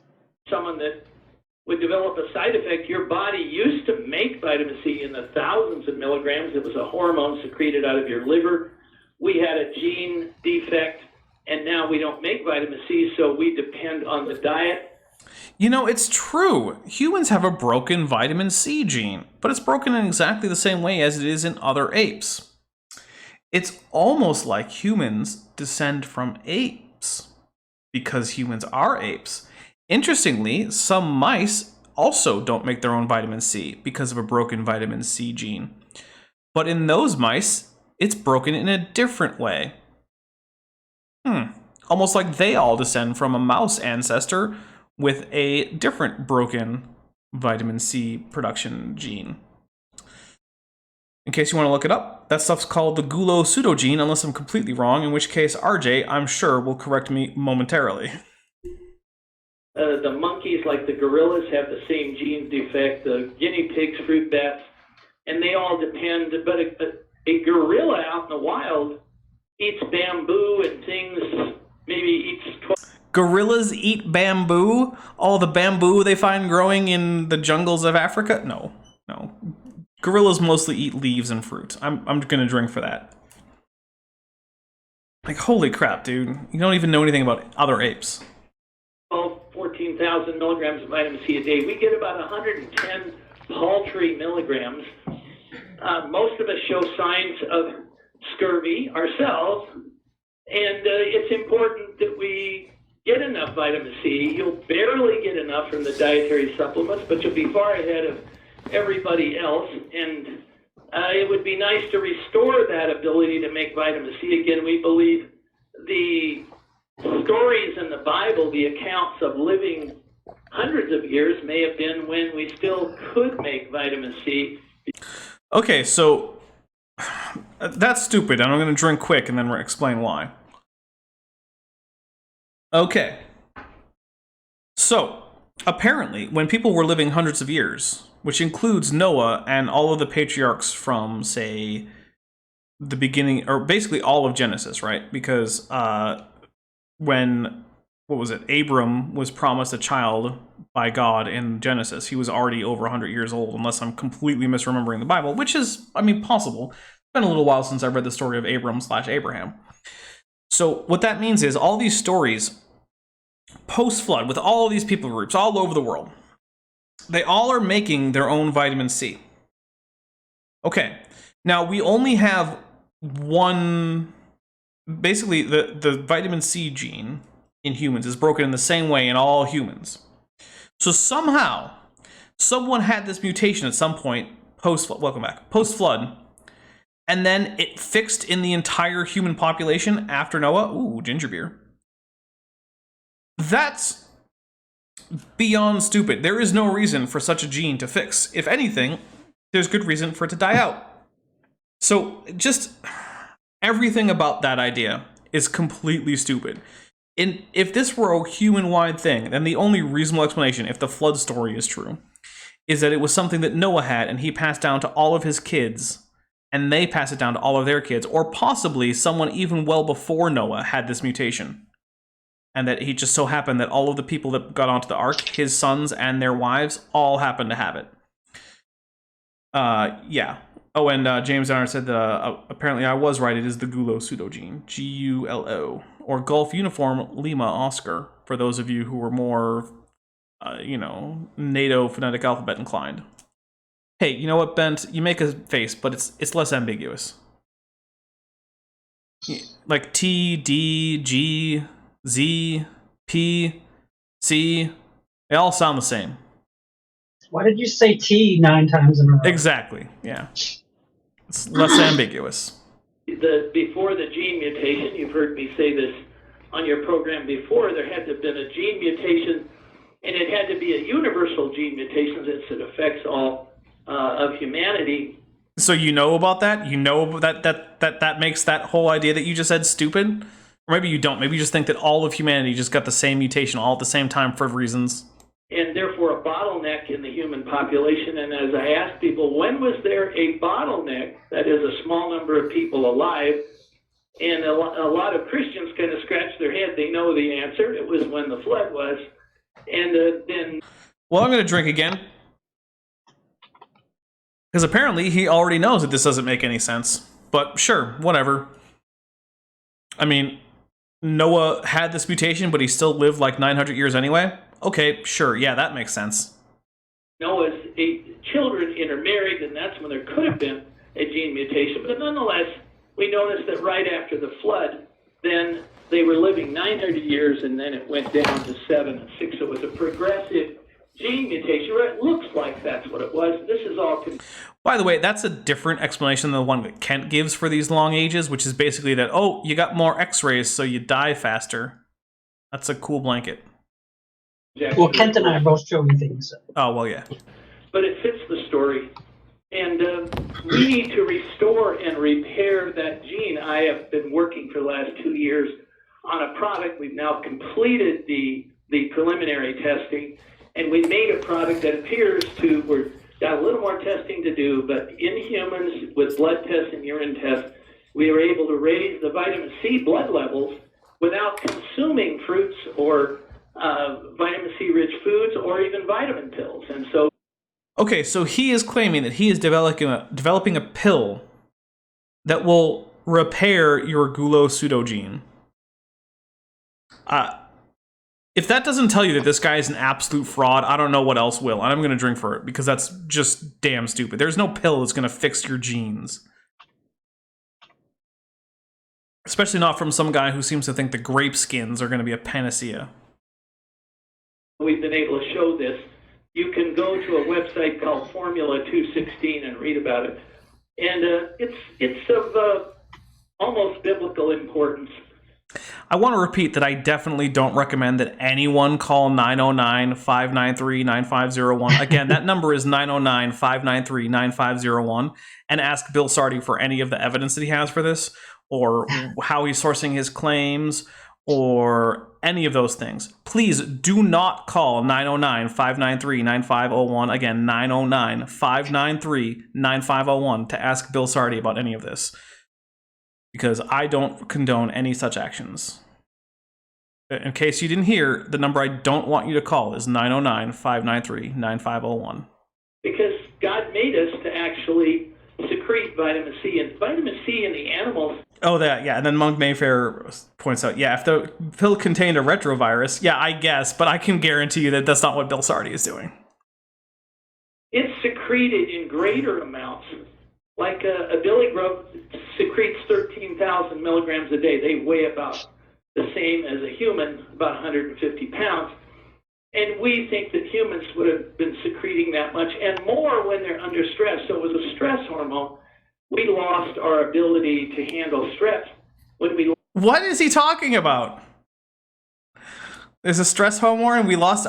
you know what? I can't even parse it. I'm just going to keep going. Lost our ability to secrete it on demand. So the idea is to learn from all this, try and understand how we get back to how God originally made us. And I don't think the stories in the Bible of the biblical patriarchs living so long doesn't sound so far-fetched now that we understand the science. First, it does sound far-fetched. You don't understand the science. And just for that being stupid, I'm going to have a quick drink. I did two because he said two stupid things in that one sentence. At least two. Okay, I'll have a second drink. One for each? Yeah, I mean, I'm going to run out of ginger beer pretty soon. Man, you're going to have to switch to, like, water or something at some point. I've got some Dapper Dino water. Nice. And then I've got some future Dapper Dino water that's going to go in the mug. In the mug. There you go. Are you wearing the Dapper Dino t-shirt? Oh, yeah, of course. Look at that. also available on the merch store. It's very nice. I'm actually coming up with some new designs. I'm thinking about doing some designs based on the Speculative Evolution project and some other things. So stay tuned. There may well be additional designs coming in the near future or the moderate future. I don't know. Don't ask me. All right, now, brother, when we talked earlier. What's that? Sorry. Not in the past. Yeah, not in the past. That's when they're not coming. Today, you mentioned President Trump and about the coronavirus. What was his? Tell me what happened there. With was that with Bill Gates and everything too, or? Well, we've been learning. We've been trying to educate, of course, larger audiences and telling them. And somehow the story about the zinc got up to the President of the United States, who mentioned it in a press conference yesterday that there have been stories of positive results. The critics are saying, well, he doesn't have a good study. We can show you the studies. But nonetheless, the president is trying to say this is what we've heard. He's not a scientist, and he's trying to tell you. Now, I can tell you the That's true. The president is not a scientist. Do not take his medical advice seriously. Consult a physician. results of getting zinc into your life. In fact, actually, a couple in Arizona, the state I happen to live in, took Donald Trump's advice a bit too seriously, did not consult a physician, then took some chloroquine that was actually sold to them as a fish tank cleaner, and they both needed to be hospitalized. The husband died and the wife survived. Do not take medical advice from presidential press briefings. Don't do it. You could actually die. Consult a physician. If you have allergy, if you have autoimmune disease, any number of things, even high blood pressure, they're finding all these connections. So we are a zinc-depleted society. We believe some of this comes from the fact that we use a fertilizer today, just like they did in 1918, that has arsenic in it. That's called glyphosate or Roundup. The glyphosate, it isn't that molecule. It's it has some arsenic in it, which is significant, and arsenic depletes again. Okay, hey, I'm going to once again plug Miles Power because he has a whole thing about a whole series about Roundup and its health effects and the various studies on it and its health effects. I'm going to quickly summarize it for you, though. There is no evidence that glyphosate consumption by mammals causes any health problems. In fact, there is weak evidence that, at least in male mice, it causes an increase in longevity. Doesn't mean you should go drink some glyphosate. I don't recommend it. But there is literally no evidence that glyphosate causes any problems in humans. Now, glyphosate is an herbicide, right? And the mechanism by which glyphosate operates is by interrupting the chemical sequence involved in photosynthesis, which means that the plants that are sprayed with glyphosate that don't have an inherent immunity, as the Roundup Ready crops do, which Monsanto sells, as well as making glyphosate, they will be unable to create sugars, and so they will essentially starve to death because of the glyphosate. But, Bent, how much photosynthesis do you do? I don't do any. No, you don't. Neither does anyone listening. So, just on the face of it, there's no particular reason to think that glyphosate is going to cause problems. Also, I don't know if you know this, but let's just accept that glyphosate has arsenic in it, because I don't really remember. But arsenic is the thing is that, like many things in isolation that are dangerous, when put into complex biochemistry, it may not be dangerous. For instance, Ben, would you like to drink a whole bunch of, or just to breathe in a whole bunch of chlorine gas? Probably not. But there's chlorine in table salt. It's sodium chloride. How come you eat that stuff? Because it's good. Oh, is it almost like maybe chemistry is more complicated than substance X is bad, so any molecule with it is bad? Mm-hmm. Yeah. Oh, weird. In the crops and foods in our bodies of zinc, and so we think there's an underlying zinc deficiency in our population that's made us vulnerable. I'm going to drink again because he just said, oh, we think. He doesn't have any study to back that up. He doesn't have any surveys. He doesn't have anything. He just is like, man, that makes sense to me, I guess. To these conditions. Nonetheless, We all need more zinc in our lives. We're finding that out. We have an answer. We have the vitamin and mineral pills, and they're not expensive. Because I've been talking about this right from the beginning, we saw that the vitamin C, ND, and zinc vanished from the store shelves. It's barely getting back on the shelves, but... Yeah, toilet paper also vanished from the store shelves. Toilet paper isn't going to cure your coronavirus or prevent you from getting it. Just pointing that out. Make sure you arm your home with some of these things so when you do get ill, you'll need more, and you don't want to fight your neighbor for them. You want to have them ready. And your kids, children, they haven't made any antibodies against these diseases. They have to... Why not?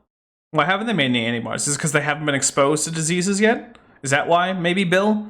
Bill, the guy who thinks that if you just take enough zinc, you'll spontaneously generate infinite antibodies to everything? That's a lot of antibodies. Yeah, it is. You know what? I'm just going to drink again, because Bill's just contradicting himself, and it's stupid. I swear, I'm going to be... Like, okay, it's 1:35 p.m. where I am right now. Just to let you know. I'm probably going to be done for the day after this. I might stream to Top Hats Off or something. I don't know. But yeah. So, hey, if you're not subscribed to Top Hats Off, go check that out, because maybe I'll drunkenly be bad at video games. Currently, I'm thinking if I do stream, it'll probably be either Doom Eternal, Kerbal Space Program, or Space Hulk Deathwing. I'm trying to get some more unlocks for Space Hulk Deathwing, which I got recently because I had an 80% off coupon, so it was like $8. And I was like, yeah, that sounds like a pretty reasonable game for $8. Square one. And make antibodies against chickenpox and mumps and measles and whooping cough, and which we call pertussis, and so on. So for them, certainly they need more so the vitamin C and zinc and vitamin D especially. So just lessons to learn. We're vulnerable to these diseases, and right now the last thing you need to do is be ill, because a lot of people are going to be unemployed, and it appears like this entire lockdown and quarantine was based on false data. There have been very, very few deaths. They need the deaths to... Okay, hold on a second. There have been very, very few deaths. So let's check on that. Okay, so I'm gonna go to say, oh, okay, thanks. My ad blocker has been updated. Thanks. Oh, give a crap. Okay, so I'm just checking worldallmeter.info/coronavirus, which has been corresponding to what I've been getting in news reports and other sources lately. So, you know, I think it's probably reasonably accurate. Deaths so far worldwide, 125,859.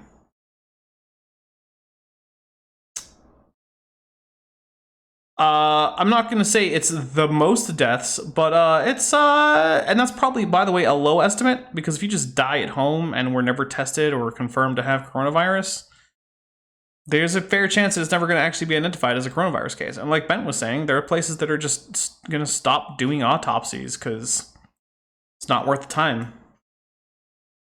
Yeah, so I'm not going to, like, look, 125,000 deaths isn't, you know, like a million deaths. It could be far worse. But it's also not exactly the super low, no big deal sort of thing that Bill Sardi is making it out to be. So for being an idiot who can't even look up basic statistics, I'm going to take a drink. Frighten and scare us. There have been very few deaths, really. They have to... Very few deaths. Bill, you know what I want to happen is for Bill Sardi to look at a pile of 125,000 corpses and then tell me that that's not very many deaths. Bill, you've never seen 125,000 living people in the same place in your entire goddamn life.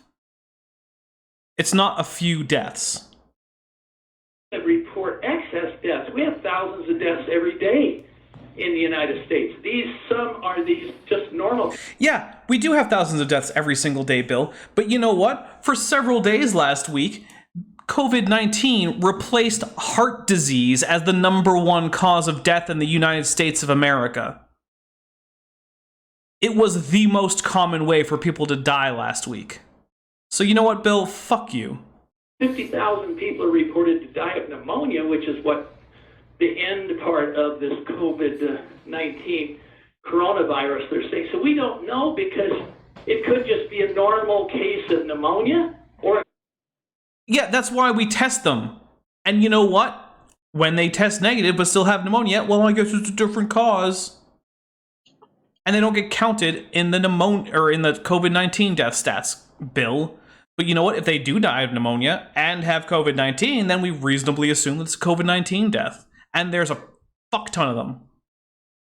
Could be caused by these coronaviruses. Maybe the coronavirus is just there but isn't the cause. You die with it but not of it. So there's a lot of unanswered questions, and I think when it all finishes, they frightened us for unsubstantiated reasons. They called the lockdown for without good data to show it was worth doing. And when you take people and put them indoors, you prolong the epidemic because they're away. Yes, you know what? It's true. You do prolong the epidemic. If you wanted the epidemic to be over as fast as possible, you would have everyone go sit in a circle and spit in each other's mouths. Then everyone would get it, and you know what? It would be over in a couple weeks, with a huge casualty rate because the hospitals would be overwhelmed and virtually no one who needed a hospital would be able to get into it. The point of the lockdown is to make it so that as few people as possible die and as few people as possible end up actually being infected, so that even fewer people die. Yeah, it's true. You could reduce the period of the pandemic to 2 weeks if everyone just got together and had a bunch of crazy spit swapping or something. Great. Good point, Bill. By the way, we have a $2.99 reduced super chat from Ian Chen saying 6:30 in the morning. Good morning, guys. Good morning, Ian. I am glad that you are able to make it at a time that isn't, or I don't know, is this a crazy time for you? I can't look, dude. You're in Australia, and I wish that I could stream at a time that makes sense for Australia, but literally it's like you guys are in a different universe as far as time zones go. I'm so sorry. There's just like no time that works for me that in any way works for Australia normally. So glad you could be here. From the sun, and this is the kind of thing you're going to get. So they went in the wrong direction. So all I can do is alert everyone, and if you're curious and you want to check on all this, you can go to my website, Knowledge of Health, and you can click on all the links to the scientific articles to see if what I'm telling you is true. Again, these are non-commercial messages. They're just trying to tell you Drink for Godzilla. I'm commercially involved in the dietary supplement business. But I've given you generic information, how to make sure your medicine cabinet at home is armed so that you can stay healthy, and then what to do when you actually break down and you're ill. So that's the advice we try to give you. Well, most of the drugs, the whole drug industry, the whole drug mentality is to treat the symptom. If you brought your... Yeah, because symptoms are typically what kill you, Kent. But that's still not the mentality of most of the drug industry. So I'm going to take a quick drink. If that were the case, then drug companies would not spend so much time developing and making new vaccines. Which, by the way, they tend to have a razor-thin profit margin on, if any profit. In fact, some vaccines are sold at a loss. So, yeah, there is just no reason to think that. The medical industry as a whole is extremely interested in preventative medicine. It just so happens that not everything can simply be prevented. Some things have to be mitigated after they occur.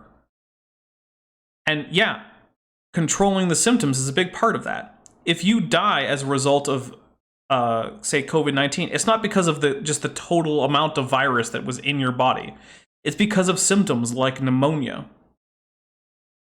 Also, we have yet another $2.99 reduced super chat from Ian Chen that says, "Don't worry about me. I enjoy your videos when I can." Well, Ian, I really appreciate it, man. You are one of my most dedicated fans, and I really appreciate all of your support.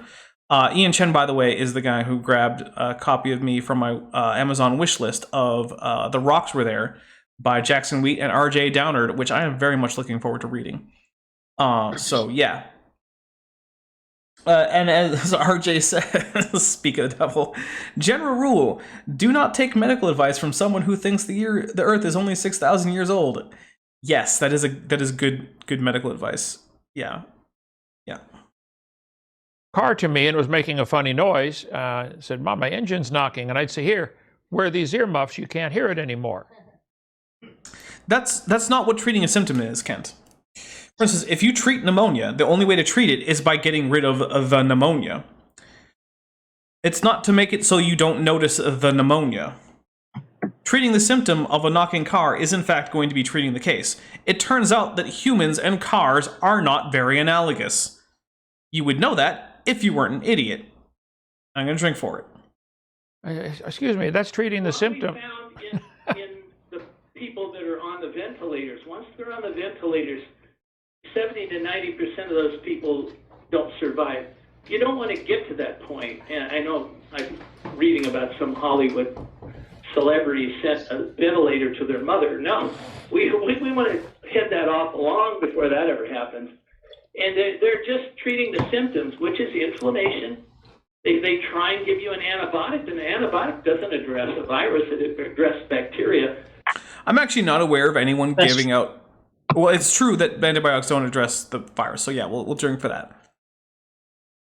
But also, I'm not actually aware of any medical professionals recommending antibiotics to help treat the COVID-19 pandemic. Are you, Bent? Have you heard of anyone doing that? No. Okay. And, oh my goodness, another $2.99 redo super chat from Ian Chen. Oh, a shout out. Now I'm going to get you something else. Hey, man, feel free, I guess. Yeah, in case anyone does want to know, I do have an Amazon wish list. It is mostly there for fun and just in case. Ian Chen got me that the rocks were there. I have received the microphone I'm using right now from another fan. Yet a different fan got me a webcam. So there's stuff on there from all sorts of price ranges. I mean, there's like just, hey, you could get me some ramen if you want. I like ramen. There's stuff that's just for fun. There's some stuff that will actually help with the channel, like a drawing tablet and a new monitor and stuff like that. So whatever your price range is, if you do want to help out the channel in a fairly direct way, that is an option for you. And if you don't, especially right now where lots of people are out of work and it's a tough time, please do not feel like you have to. And we have a $5 super chat from Old Desert Rat who says, "Howdy, neighbor. Thanks for being such a dapper fellow." And you know what? Howdy to you too, and thank you. I really appreciate your support too. And in fact, Old Desert Rat lives a bit, northwest or so of me. I've actually passed through I've stopped in the city he lives in quite a few times on my travels to and from Nevada. Yeah, so I used to go to Nevada almost every week. It was sort of a nightmare. Not because Nevada is just terrible, but like I didn't want to. Because you hate Nevada. Well, I don't hate Nevada. Although I get it. Well, the closer you are to Vegas, the tackier Nevada gets. But I don't hate Nevada. It's just that I didn't really want to do 10 hours of commuting on weekends every week. So, yeah.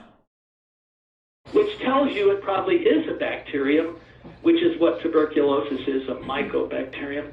Oh, apparently COVID-19 is a bacterium. Never mind the actual virus. Let's drink for that too. I'm going to run out of alcohol at this rate. I want to punch my monitor. I don't blame you. I want to punch my earbuds. Well, don't do that. That might break them. And your ear too. In fact, actually, I don't even know that I prepared enough iced tea for this. I might have to go make more when I go make my next drink. Like, just go start brewing more iced tea. Because I only have 2 more drinks worth of iced tea. But regardless, we need to just reach for something. And the population is fearful now. Regardless of what I tell them, that they're probably not going to get the disease, they're probably going to develop antibodies on their own. But that's not how antibodies work. I'm just going to do it. I'm going to drink again for that. You don't just magically get antibodies to a disease. It's not how anything works. people ask the question, what if? Well, it's in the back of our mind something terrible could happen. So you make sure that you reach for the vitamin pills. It's wise to do this, and we've given you the ones. It's not wise to do this. It's financially lucrative for you, Bill. That's what it is. That you can. When you're really ill, you might want to reach for some licorice root, which completely eradicates coronavirus. Now, licorice root. What? What? Yeah, sure. Just get some licorice root. That'll fix everything. Oh my God. You guys are seeing firsthand. This reminds me of. I don't know what. This reminds me of an episode of The Office. What if you took an antacid once a week? Oh wait, no. How about an antacid pill you could take once every 6 weeks? It's just that kind of medical advice. Yeah, it's. Why not just one for the whole year? I'm almost out of this drink too. I don't know how I'm gonna make it at this point. At this rate, guys, send help. Yeah. Oh, Brewing Iced Tea? Oh, Dapper Dino, you may need a Canadian care package with Good Host Iced Tea powder from Monk Mayfair. I mean, maybe. I don't know. I like to actually, so what I tend to do to make like a serving of iced tea is I get one of my little, one of my little tumblers, and then I put a little bit of sugar in it, a little bit of water, heat that up, stir it up so the sugar all dissolves, put the tea bag in, just pop it in the refrigerator. So, I do think it's usually better than the powdered iced tea, but, you know. And Keegan Rankin says, yes, because never coming into contact with a virulent disease is how the immune system learns to identify it and make antibodies for it. Sounds science right there. Kent is awful. Yeah, Kent is awful. I mean, he's just the worst. And Bill is right there in with him. Root can raise your blood pressure, so you don't want to take it forever. But in a short course, to fight an infection, it would be very good. It just totally eradicates coronavirus. So does resveratrol, the red wine molecule. And there you go. There's his grape skins. Resveratrol. That's what he's been pushing for years now. Fraudulently, I'll add. You'll see resveratrol pills around in the store. It totally eradicates it in a lab dish. It's gone. So you know what? Flamethrower eliminates viruses in a lab dish too. I don't know if you guys know that. Oh my goodness. Ian Chen, for $2.99 reduce, says Evolution Slam Dunk heading your way April 21. Ian, I don't know how to say thank you enough. That is extremely generous. Yeah, thank you. I really don't know. That is awesome. Really appreciate it, man. That's great. In case anyone doesn't know, Evolution Slam Dunk is another book by R.J. Downard. It is available on Amazon.com, and it goes heavily into especially the mammal transition from more primitive synapsids. Or, I'm sorry, more basal synapsids. Primitive is now a bad word. We're not allowed to say it anymore. Don't say primitive. Say basal. Anyway, and yeah, everything I've heard about it has been absolutely fantastic. So I am very much looking forward to having that. Yeah. Actually, you know what? Now that I think about it, it might be fun to do a little bit of a book club. So if people want, we could do a little show where, or maybe not even necessarily a show. It could just be a hangout on like the fan Discord or something, where we go over a chapter of the books. So if that's something that interests you, let me know. Probably put it in like the fan Discord or something. And if you're not currently a member of the fan Discord, one of my mods can put a link in the chat for that. So check that out. There's no requirement to be a patron or anything. Anyone can join the fan Discord. We have channels for general chat, for each of the different various shows that we do on the channel. We also have an off-topic 40K chat in case you want to just talk about Warhammer 40,000. Yeah, in case any of you guys are pathetic lapdogs of the Corpse Emperor. You guys can spread your religious zealotry there. These are the things we notice. There's a little medicine you can get in the veterinary stores, ivermectin, I-V-E-R-M-E-C-T-I, and it's an anti-parasitic medicine. And again, it just totally abolished all the viral particles, the coronavirus particles. Okay, I don't know what this drug is. I've never heard of it. I'm not a doctor. I'm not a veterinarian. I'm a different kind of vet. So, but I'm going to just go on a limb and say there's no reason to think that something that's supposed to be getting rid of things like heartworms is then going to eliminate all viral particles. Because why would it? Why in the world would it? There's no reason to think that. That's just made up.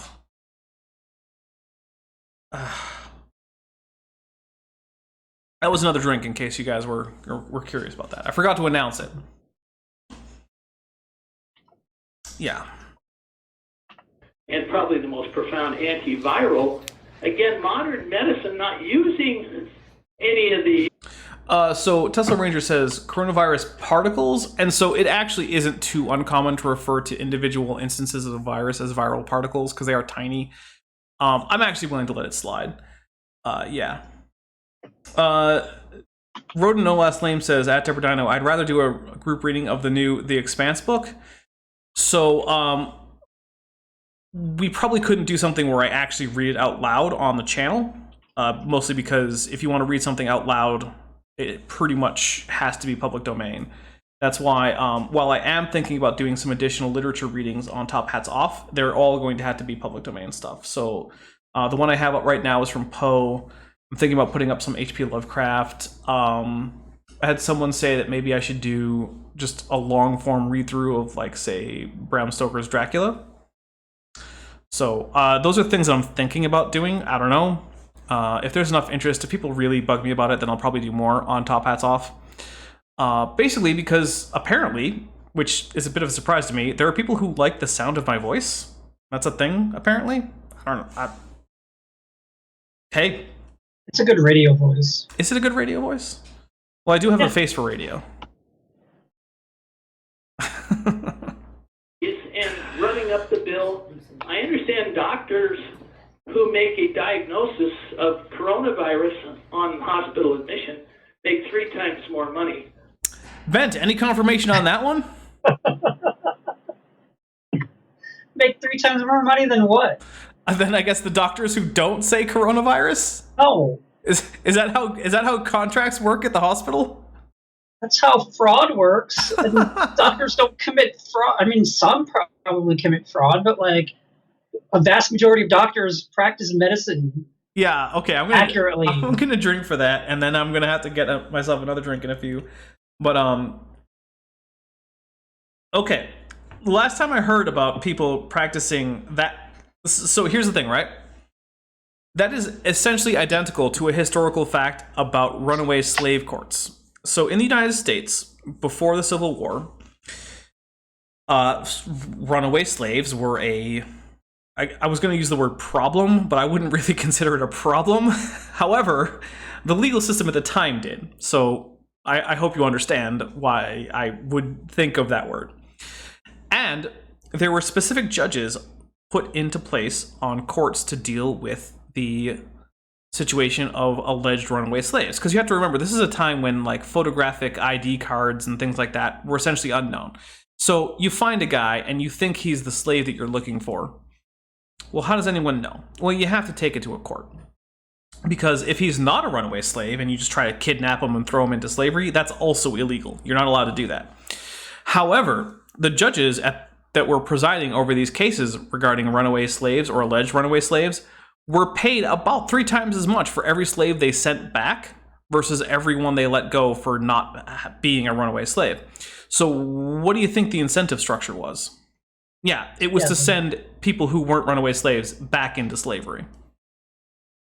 Now, I don't know why we're importing this historical antidote, because it's far too similar for me to just dismiss this as being a coincidence. I don't know why Bill is taking this horrible historical injustice and then just slapping it onto medical doctors in the present age. but apparently he is. So I honestly, I've got nothing on that. That is, I'm not normally one who goes on about being offended, but as someone with a degree in history who is I know, controversially anti-slavery, like that's a brave stance to take. Yeah, okay, I get it, everyone is. But yeah, who's against the idea of slavery and who's also in favor of good medical practice, that right there really bugs me. That whole thing just pisses me off. And you're seeing real time why I tend not to cover medical woo. However, I am basically out of a drink, so I'm going to leave you with a different musical interlude. This time it's going to be the Dapper Dino intro-outro music, except in long form, which is pretty good music, as recorded by one Beethoven, no relation, the one and only. So here we go.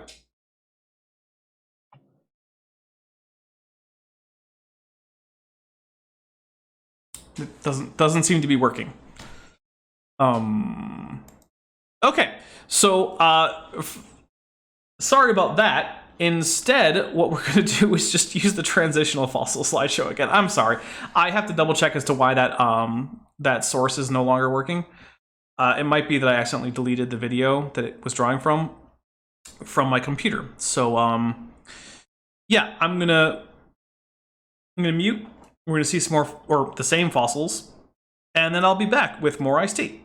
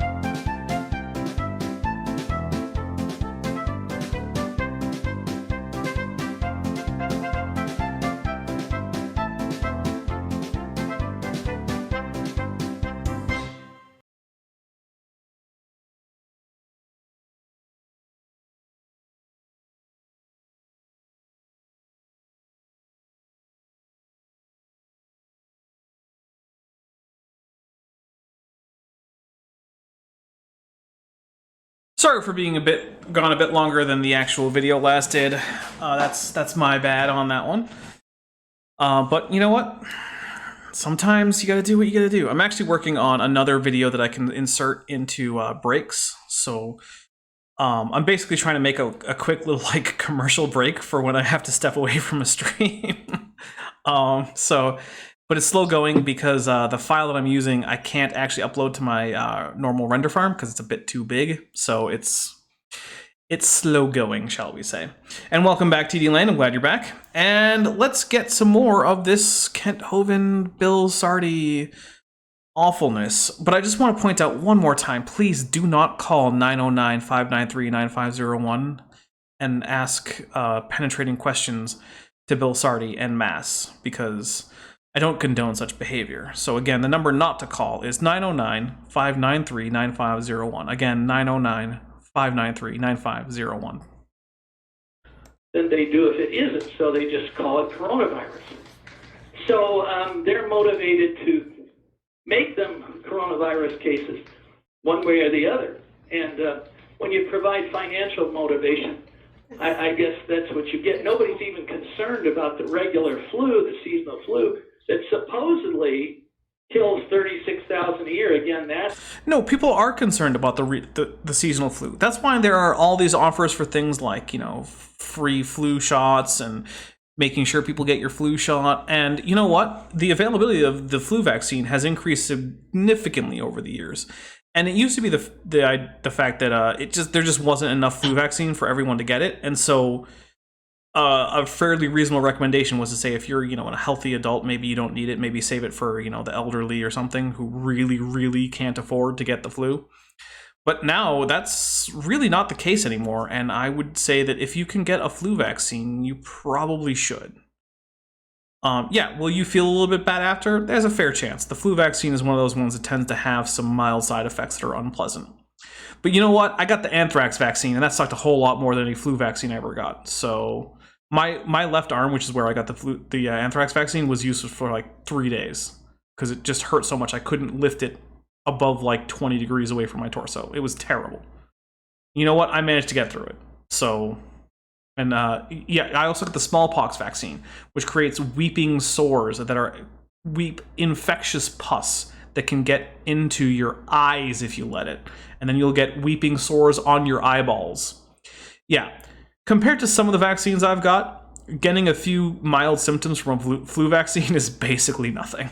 So yeah, count yourselves as lucky that you're not all getting the anthrax or the smallpox vaccine. So, hooray for having been in the military, right, Bent? Yep. Fabrication. They combine flu and pneumonia together. In some years, maybe 500 people had the flu. Had the flu and died. 500 people. They're saying 36,000 die every year. So the data we're getting is flawed. Oh, the data is flawed. Do you have anything to back that up, Bill? Do you have any citations for us? Do you have a study? Anything? Or are you just going to say it? I'm not thirsty, but I keep taking drinks. Yeah, I'm taking a drink for that too. I keep saying stupid things. Like, really stupid. Yeah, no. Look, the flu is one of the biggest killers in terms of infectious disease in the world every year. The flu is bad. Now, if you're like, 20, 30, 40 and you catch the flu, you're probably going to be fine. Like, honestly, you probably are. However, it kills a lot of people who are elderly or who have otherwise weakened immune systems. It's a big deal. Comparing the coronavirus to the flu, one, vastly underestimates COVID-19, but even if that were true, if it were just a second flu virus, that would still be pretty damn bad. Because that would essentially double those casualty figures, which are not insignificant. The flu kills a lot of people. They're trying to scare us into vaccinations, and the vaccinations have problems. You can read. Yeah, everything has problems. Literally everything. There are no 100% safe medical procedures. Like I said earlier, everything in medicine is a trade-off. Everything in life is a trade-off. Right? Everything. The question is, are the costs worth it given the benefits? That's always the question. Anyone who points out, oh, such and such a thing has negative consequences. Well, whoop-de-doo. Literally everything has negative consequences. The question is, does it have higher consequences? In economics, you call this now I can't remember what it's called. Opportunity cost, right? So in economics, there's this idea that your opportunity costs are equal to the value of whatever the next best thing was. So let's say I get a pizza for dinner, right? Well, my opportunity cost is my next best option that I didn't choose. So maybe my next best option is a burger, right? It cost me a burger worth of food to get a pizza. Now, if the pizza's worth more to me than a burger, then great. I've come out on top. But that doesn't mean there isn't a negative consequence, because you know what? I like burgers too. Everything has cost. Everything has cost. Oh yeah, Sardi is a big-time anti-vaxxer, as is Kent Hovind, James. Yeah, they're both big-time anti-vaxxers. On the internet, go to my website, read some of these things so that you'll understand. For the want of knowledge, the people perished, it said in the Bible, so we need that knowledge. Okay, now, of course, the love of money is the root of all evil, 1 Timothy says, and farmers that raise their crops, they want to get bigger, better looking. They're not as concerned, I don't think, about the nutritional value. It's just, how many... Actually, I'm going to go ahead and kind of say that Kent is sort of right here. It is the case that farmers are primarily driven to get attractive crops and not so much driven to get healthy or particularly nutritious crops. And it is a concern. In fact, a lot of grocery stores throw out perfectly edible, perfectly nutritious food because it looks kind of funny. So I do think that this is primarily a problem with consumer perceptions rather than the production side. Because, you know, if people just gut over the fact that this was a funny looking pumpkin or a funny looking zucchini or whatever, then maybe this wouldn't happen so much. But he's not entirely wrong that this is a problem that is facing our food supply. How many pounds do you get per acre? So the type of fertilizers they put on foods these days, is there a vitamin deficiency in the very foods we're getting? Are the green beans we get today as good as they were 200 years ago? No, the fertilizer isn't what's going to cause a vitamin deficiency in your food, Kent. Primarily controlled genetically. If the food is growing well, then it's getting itself enough vitamins. The question as to whether or not it has enough nutrients in the parts that you're eating is independent of that. So Kent's being stupid, so I'm going to drink for it. Well, it depends on the minerals, because that's what it's going to bring up. Even Bill Sardi thinks plants Kent is an have idiot some now. vitamins in them, but the bigger part of it is that we get minerals from the soil. Zinc being the key one, and also magnesium is very important. We use phosphate fertilizers now instead of fertilizers that had a lot of magnesium in it. As we took away the magnesium, we saw also other kinds of diseases affect man, particularly heart disease and so on, so allergy, so on. So these are all things that we've noticed. Wait, are allergies also a vitamin deficiency? Is that what he's saying? I'm not sure because he hasn't explicitly stated it, but I think he might go there. And the lack of zinc is a critical thing that's endemic in our population. Again, I've been trying to alert the public. The medical industrial complex is gaming us for disease. They make sure we get enough disease to keep their hospital beds full and so on. The Hospital Corporation of America listed preventive medicine as the one thing that could bring down their business model. So they don't believe in preventive medicine. They do believe in preventive medicine because they make preventative medicine. That's exactly what a vaccine is. I could barely hold it together. I'm going to take another drink because of how stupid that was. This is becoming almost physically painful. I'm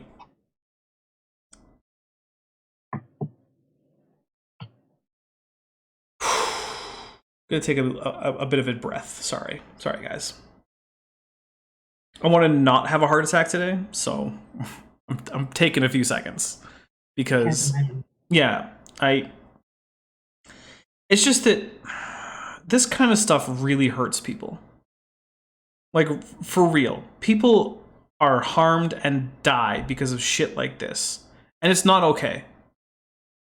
Bill Sardi is directly contributing to people's ill health and mortality. Innocent people who are just looking to help get well in a way that confirms their bias, which granted, I mean, maybe try to get away from your biases, but look, biases are pervasive in the human psyche. There's no way we're all going to get away from all of them. But yeah, playing into it just really pisses me off, and I'm trying not to turn this into something where I just yell. But it's really tempting. I just know that no one wants to watch that, so we'll keep going. And so this is, they want to fill the hospital beds, and they love this kind of thing. So they want to fill hospital beds? No. I know too many people who are working in hospitals who don't want to fill up those hospital beds, because every time there's a full hospital, it means that there are people outside the hospital who need a hospital bed but who can't get one. And I don't know of anyone who went into medical care because they wanted to make as much possible money and didn't care about the people who were dying without medical care.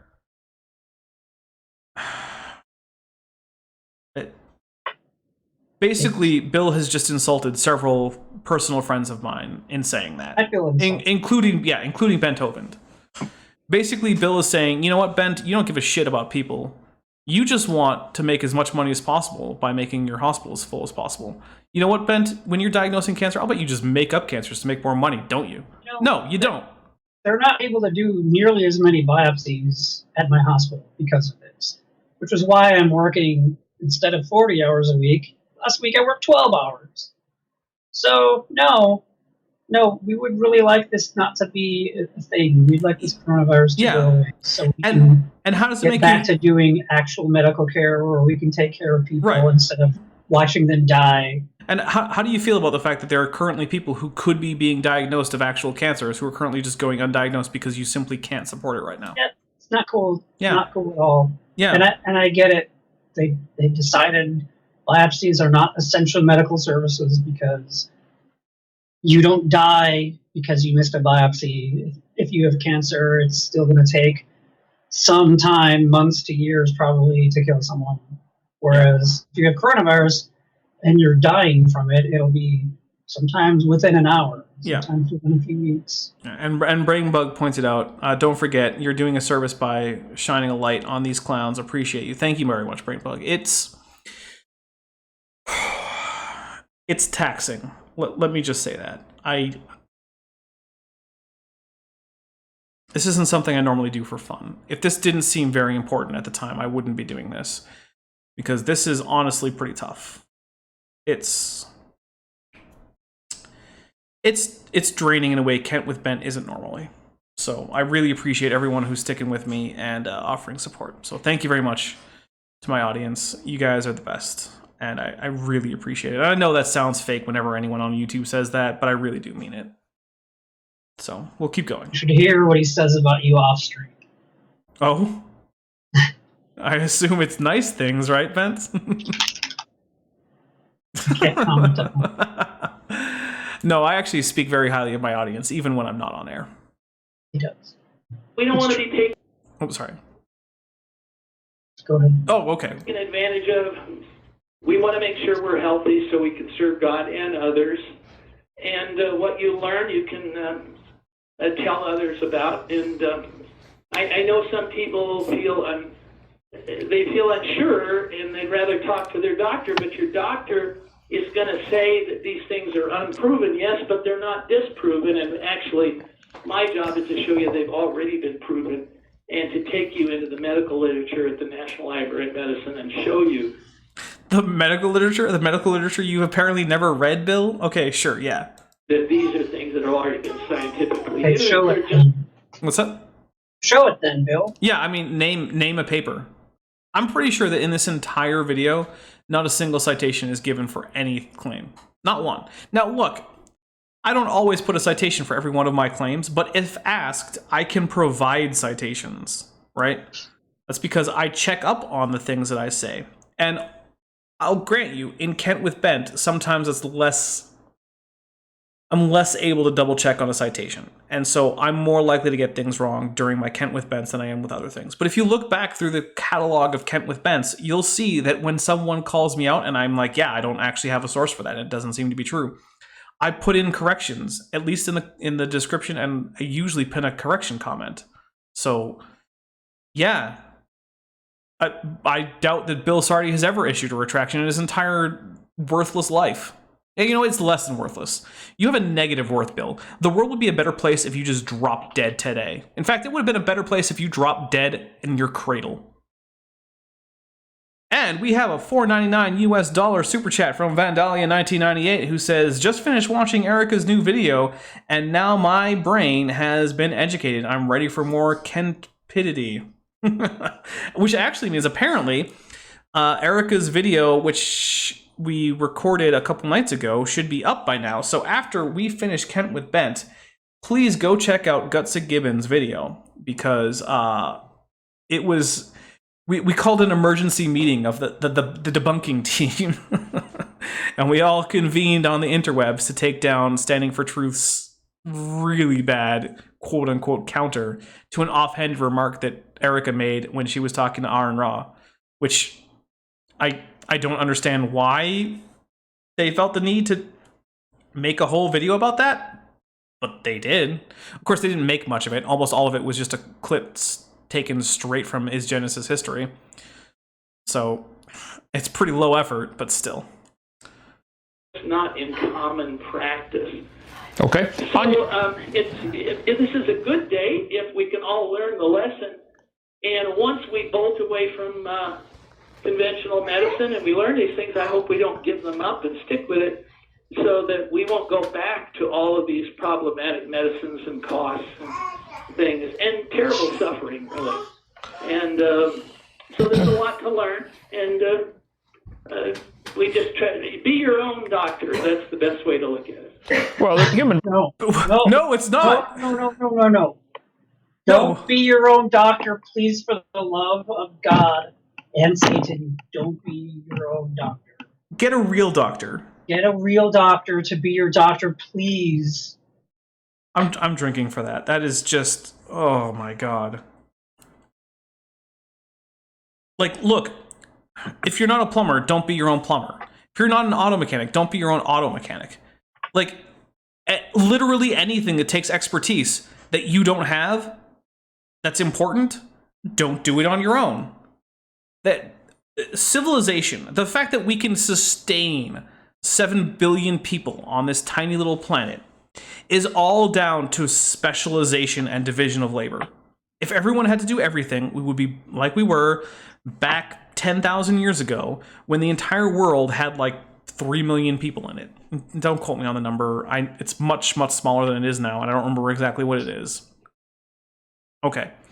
But yeah, the only way that we can support this ridiculous number of crazy naked apes running around is because of specialization. One of those is medicine.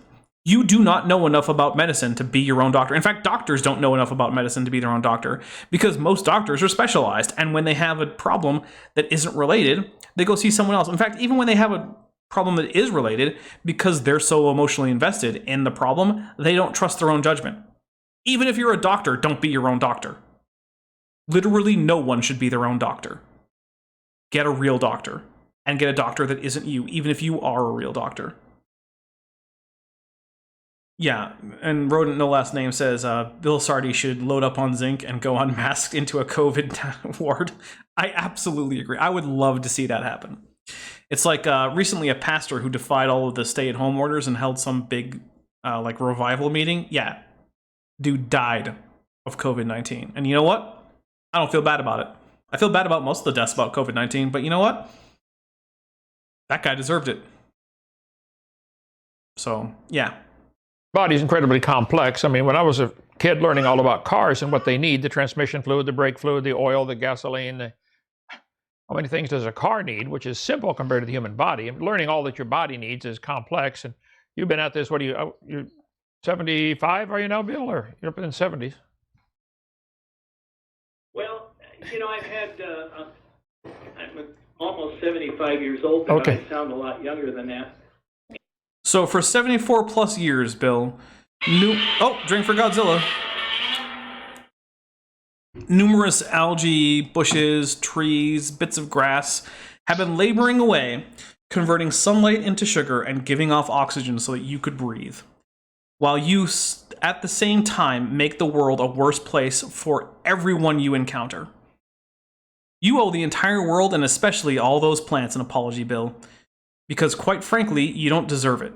You don't deserve the oxygen. You are a waste. You are a net drag on the world. You make the world a worse place. The world without you would be better. You can't get out of it soon enough. And I could say, out of the testimony, this stuff works. You know, I went and had an eye exam and... Oh, testimony. Yeah, that's how medical papers work. Testimony. I took a thing. I got better. Testimony. No. Testimony is worth literally zero because there's no way to distinguish different causes for you getting better from the one that you think it was. If you feel sick and you take pill X and then you feel better, well, guess what? There's no way to know if it was pill X because there's no control. There's no control group. There are no controls to avoid other factors. There's no way to know it wasn't just regression to the mean, which is the fact that basically when you feel bad, you tend to just get better over time. Or you die, I guess. But how do you distinguish it? In an anecdote, you can't. That's why testimony is worthless. Anyone who tries to sell you a medical treatment on the basis of testimony is a liar, and you should run as far away from them as possible. By the way, just in case that wasn't clear earlier, absolutely do not call 909-593-9501 for questions with a fraudster named Bill. Do not call that number, 909-593-9501, to ask Bill Sardi questions about his fraudulent medical practice. Granted, it probably doesn't count as a medical practice, but still, you know what I mean. Don't call it. Again, the number not to call is 909-593-9501. It's on the screen, in case you hadn't heard me. Don't call it. And there's little cholesterol deposits that are in the back of the retina. They look like little yellow dots. The doctor, when he sticks an ophthalmoscope, can see them, the eye doctor. And by my age, I should have 91% of the people have these little cholesterol deposits. They're called drusen, D-R-U-S-E-N, on the back of your eye. And at my age, I have none, 0.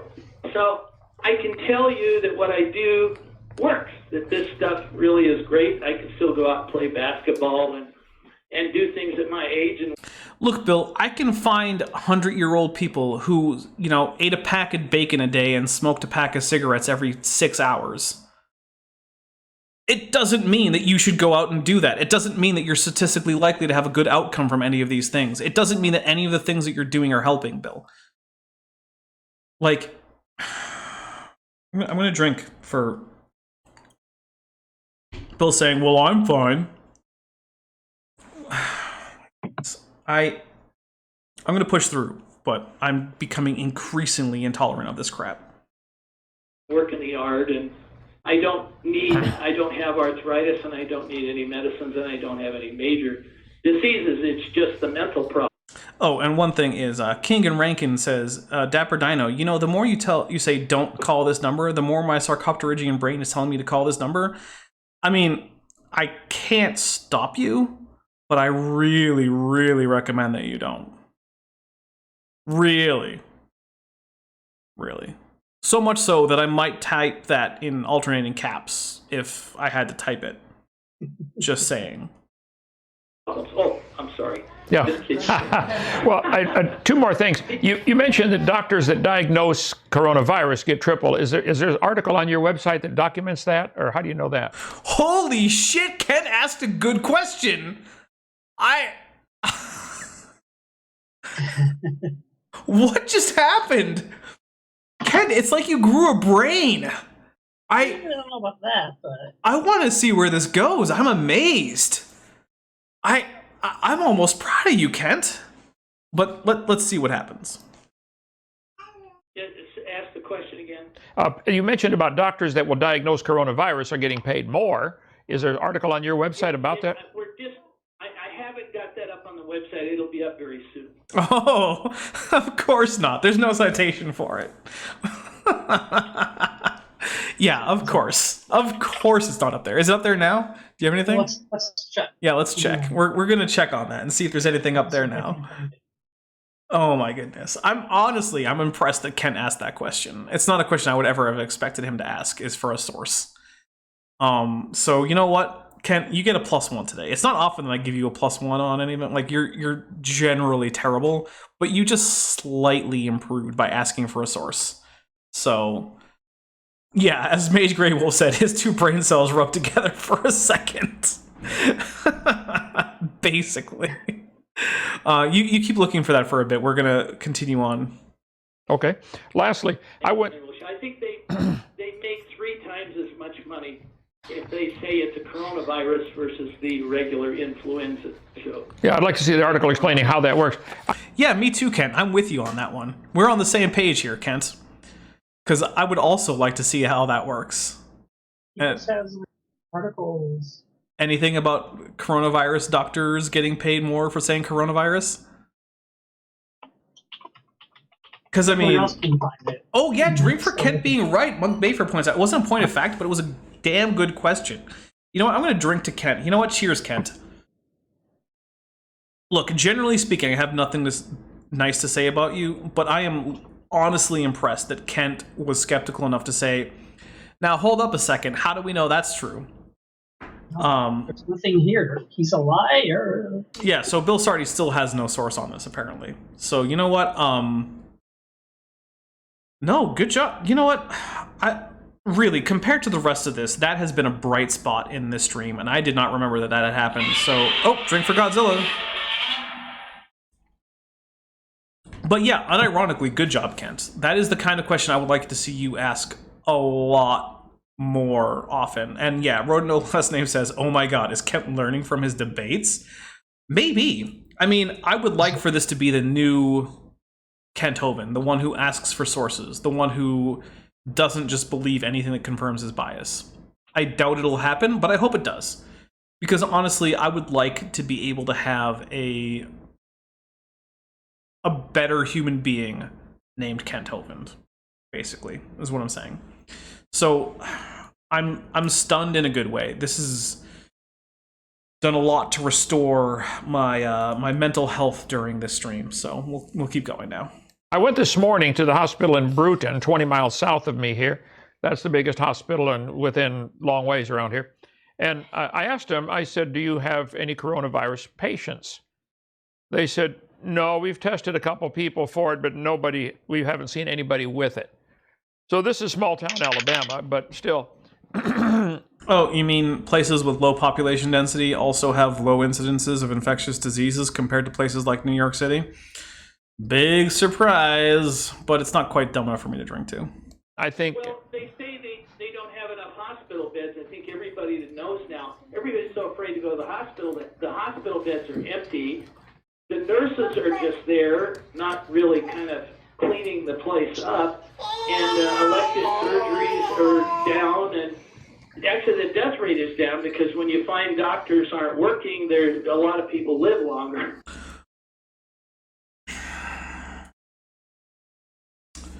I'm going to drink. I'm going to repeat what he said, and then I'm not going to comment on it further.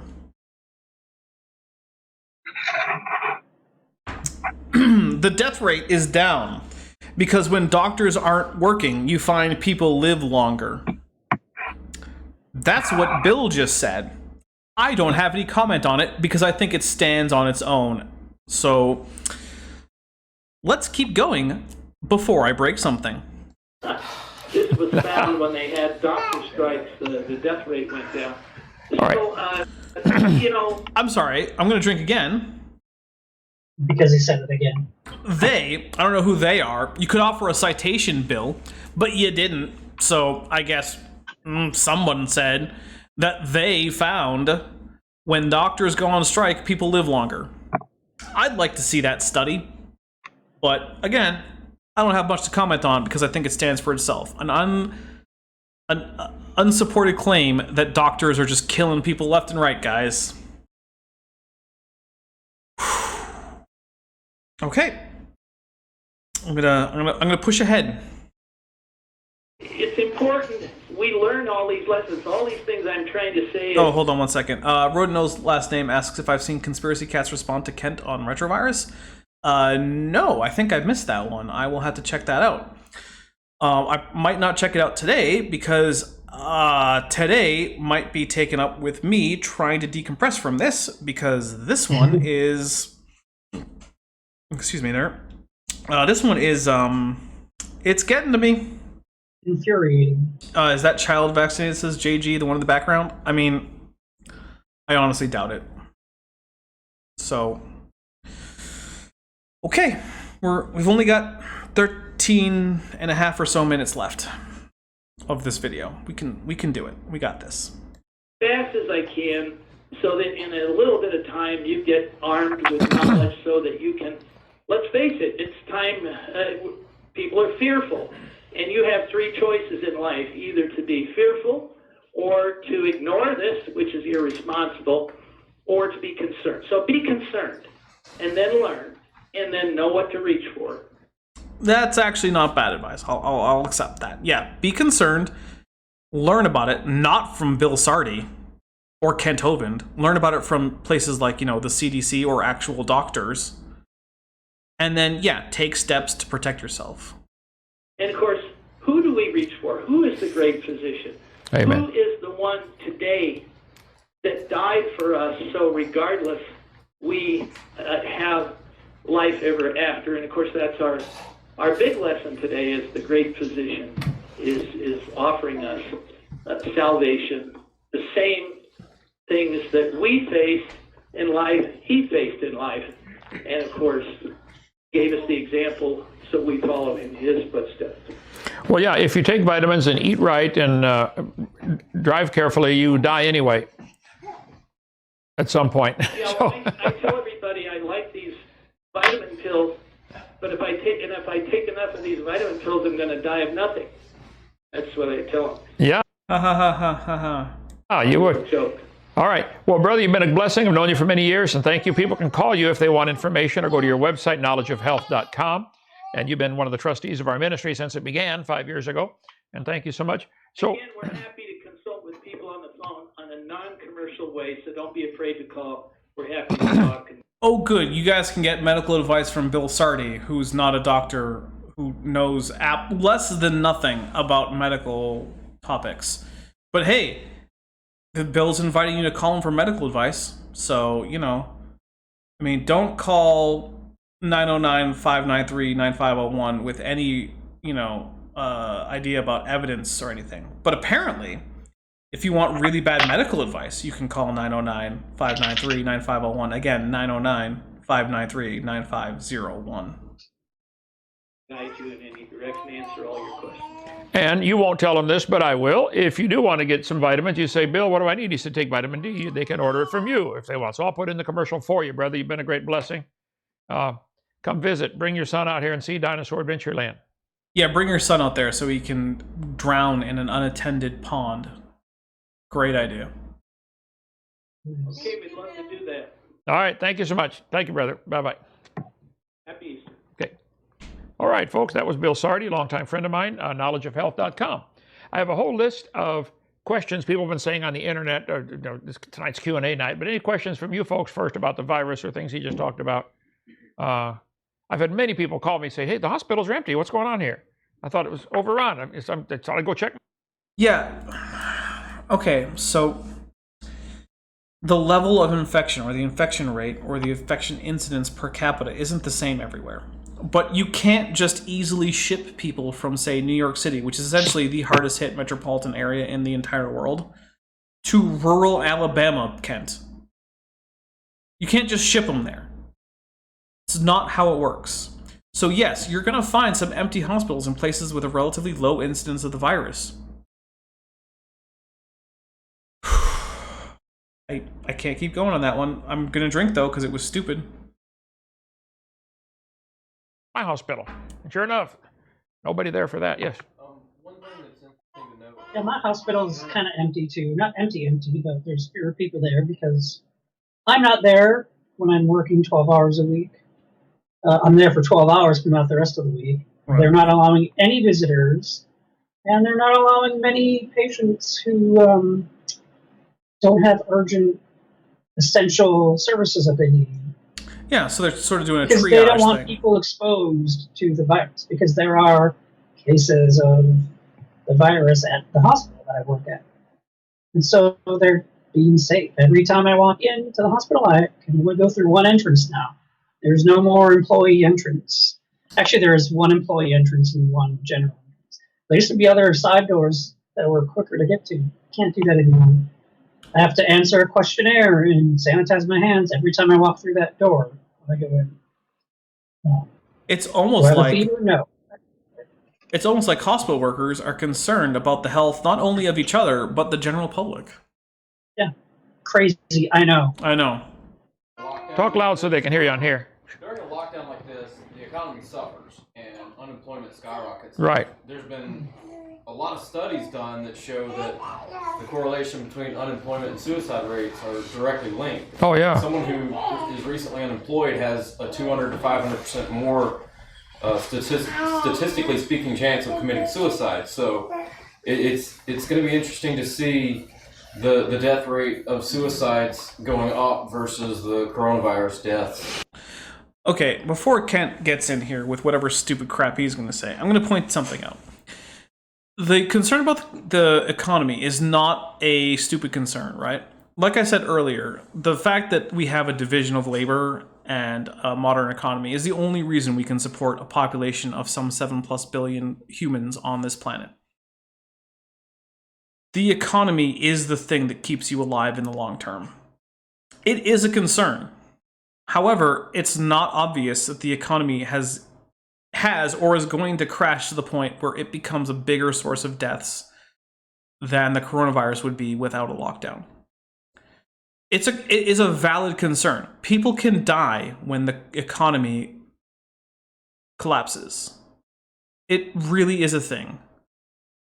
But so far, there, as far as I know, have been no serious attempts to quantify the degree to which this economy wrecking quarantine, which it has been bad for the economy, is worse than the virus. There's just no good reason to think that it is so far.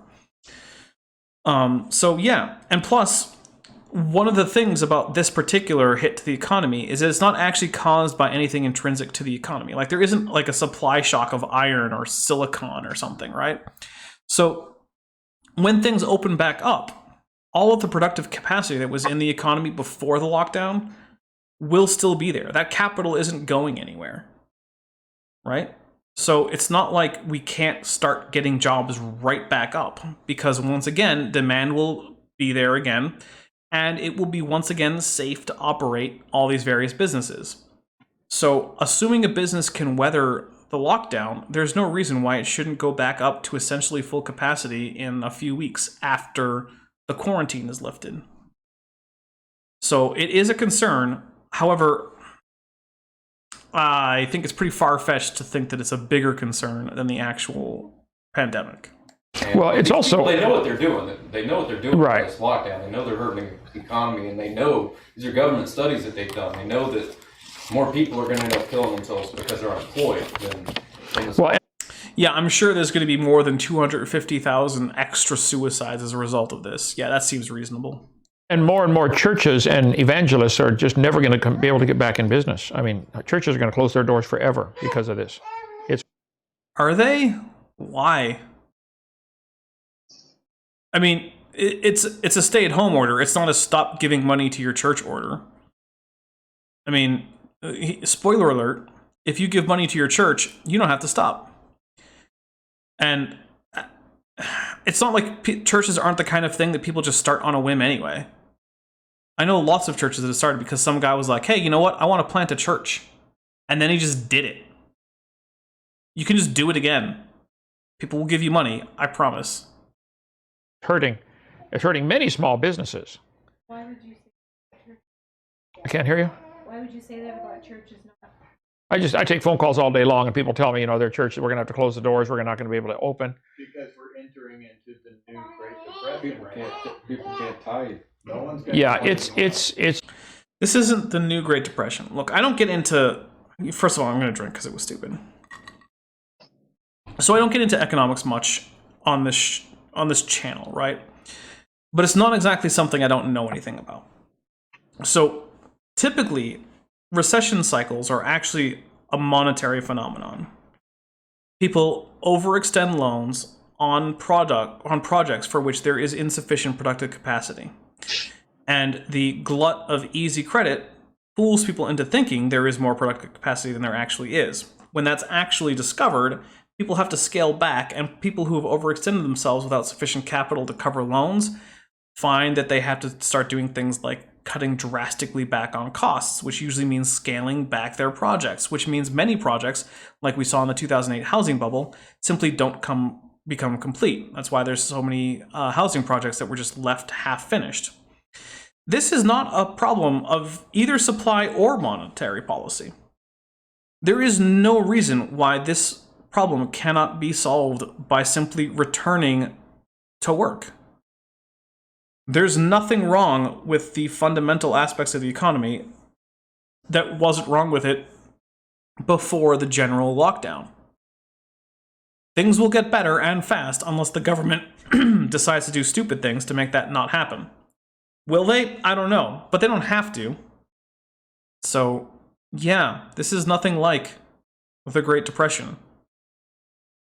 I mean, it is superficially if you don't know anything about economics, I guess. But if you do, you'll realize why it's a bad comparison. But then again, I don't think Bubba here knows much about economics. It's just going to affect many things for years to come. Now, Trump is working on of course, those who want the one world government would like to have, no currency at all. Everything has to What? I've literally never heard that, but sure, Kent, why not? be done. And Bill Gates is pushing hard for Julie, you told us about Bill Gates. Can you get up here a little closer where they can hear you and tell me what you heard? You want to be on camera and become world famous, Julie? Wow, I look crazy. Come on. Oh, and Ugly German Truth asks, did you collaborate with Erica? Her newest upload from last hour has your avatar in it. Yes, I did collaborate with Erica on her most recent video. Which is one of the reasons why I say, if you're subscribed to me and you're not subscribed to Erica, go fix that. And vice versa. Fix it. Give her more subscriptions. Because as far as I'm concerned, we're not like business partners in any sort of like official sense, but we do a lot of work together. We're in frequent contact. We have similar interests, and we do. There's even a lot of behind-the-scenes collaborations that doesn't really make its way explicitly into videos. But yeah, we are working together a fair bit. So, and I'm sorry if you can hear some kind of machine outside. It sounds like someone started a generator. I don't have an easy way to cut that sound out, so if you can hear it, apologies. I can. Oh, good. I got somebody sent me a joke. They said this lady walked out to her husband. She said, "I just got out of the shower and looked in the mirror and I look terrible. Can you give me some kind of compliment?" He said, "Well, your eyesight's perfect." Yeah, no, You don't want to be on camera and let them. You're the one that answers the phone. You look fine. Come on. Okay. You're like Rosie the Riveter over there. Rose. Yeah. Okay. When people call Dinosaur Adventureland 855 Big Dino extension 1, they get Julie. Go ahead. Okay, so Bill Gates is actually a really bad guy. So Bill Gates went to Donald Trump and he asked Donald Trump to fund him in his microchip technology. He wants to push this microchip. He wants to put a microchip in everybody. Yes. Right. Yes, he does. And Trump wouldn't fund it. Correct. And Trump said, no, I'm not going to be associated with that. I don't agree with that at all. I'm not going to do that. So Bill Gates, of his own money, gave $4.6 million to his microchip technology to get this up and going. So, and it's a safety thing, right? You take this chip and you'll know if anybody else is sick or if you're healthy and you can be out in public, you don't have to worry about getting sick, right? It's for your safety. It's for your, it's really crazy. And then also too, Bill Gates and his wife just came up with a microchip for birth control. So instead of taking the pill or instead of taking the shots, a birth control shot or something like that, you just take the chip. You just take the microchip. Drink for Godzilla. For birth control, and you can turn on and off your fertility. What? Okay, well now there's a kid, and YouTube is being iffy about that, so I'm going to see if I can't get ahead to where there isn't a kid. That sounds a little far. 1,000 years ago, the Apostle John. Okay, so yeah. When are people going to give up on this whole microchip thing? Is the mark of the beast? It's been. Ben, do you remember when barcodes were going to be the mark of the beast? Yes, they are. Yeah. The mark of the beast. Yeah, that was a thing for. What was it, like in the early 90s? That was the big thing in a bunch of evangelical churches was, oh no, barcodes. Oh, including, I did not know that. Well, like one of the Sunday school teachers. Okay. I think they saw it from Kent Hovind, actually. I didn't encounter that in my church, but like, look, a chip that's going to be able to do things like ID you if you're, unconscious on the street without your ID, or that's going to have things like your medical allergies or something. It's not the mark of the beast, man. I've yet to see any proposal to make microchips be the primary method for like transacting, which is the entire idea behind the mark of the beast. If you look in the Revelation of St. John, the whole idea is supposed to be that unless you accept the mark of the beast, then you won't be able to buy or sell or essentially engage in the economy, which I suppose would mean that there would be some subterranean economy amongst people who refuse it. But nothing like that is being proposed. Nothing at all like that it has is to being be proposed. On your right hand or your forehead. Right, which, by the way, a microchip doesn't have to be. It could be almost anywhere. So, yeah, it's entirely stupid.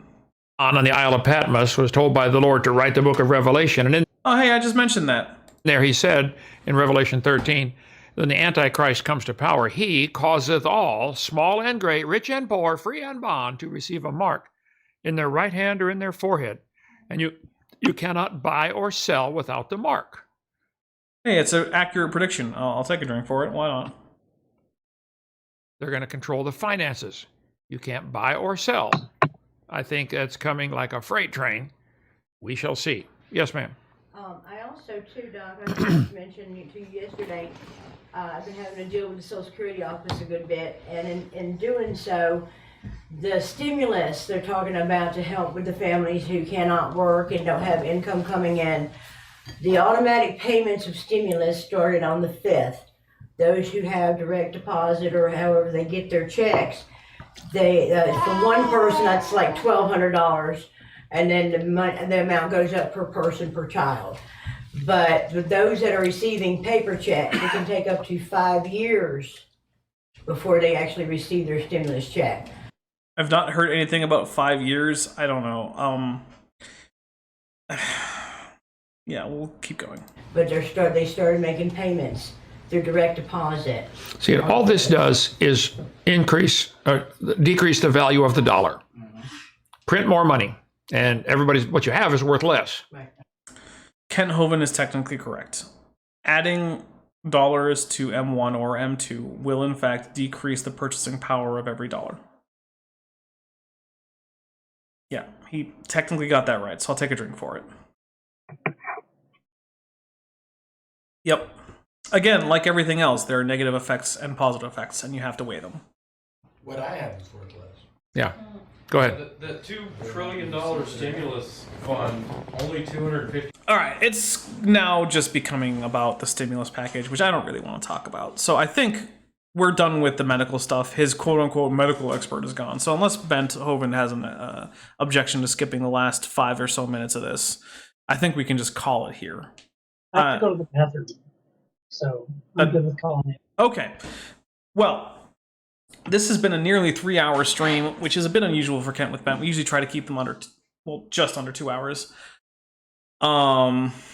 So I really want to say thank you so much for stopping by, everyone, and sitting with me through this rather difficult thing. Bent, before you go to the bathroom, because I'll let you plug anything that you want to or give any announcements that you want to, then we can just have you head out to the bathroom, and I will give channel news and stuff like that. So I'll stay till the end, but okay, you sure?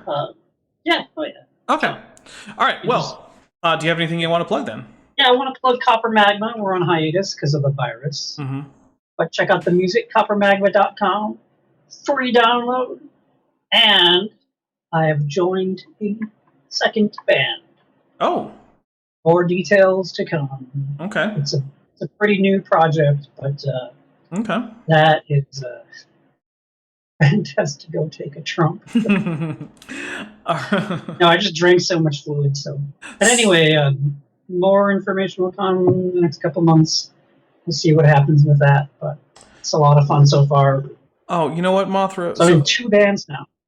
Mothra J Disco just said, "Thanks, Dapper. Been battling bad anxiety today, and this made it better." You know what? I'm really happy that this is helping people. Sometimes it's not exactly stress-free to be doing this YouTube thing and uploading as many videos and trying to get ahead on videos and doing these streams and everything. So I'm really happy that I am actually legitimately helping people who are having a tough time for various reasons. So I'm really, really glad that I could help with that, Mothra J Disco. And like I've said before, check out the Discord channel and the sort of wider community into which a lot of the people who watch me and the people who are on my channels and stuff kind of circle in, because there really are a lot of people who will be able to give you some support, at least emotionally. So yeah. As far as channel news goes, though, let's see. Tomorrow will probably be the next episode of Noah's Zookeeper. I was trying to make it be an FAQ video, but I don't think I will have that done in time. Basically, because I currently have like 2.5 times more subscribers than I did this time last month. And I've had a lot of similar questions be asked.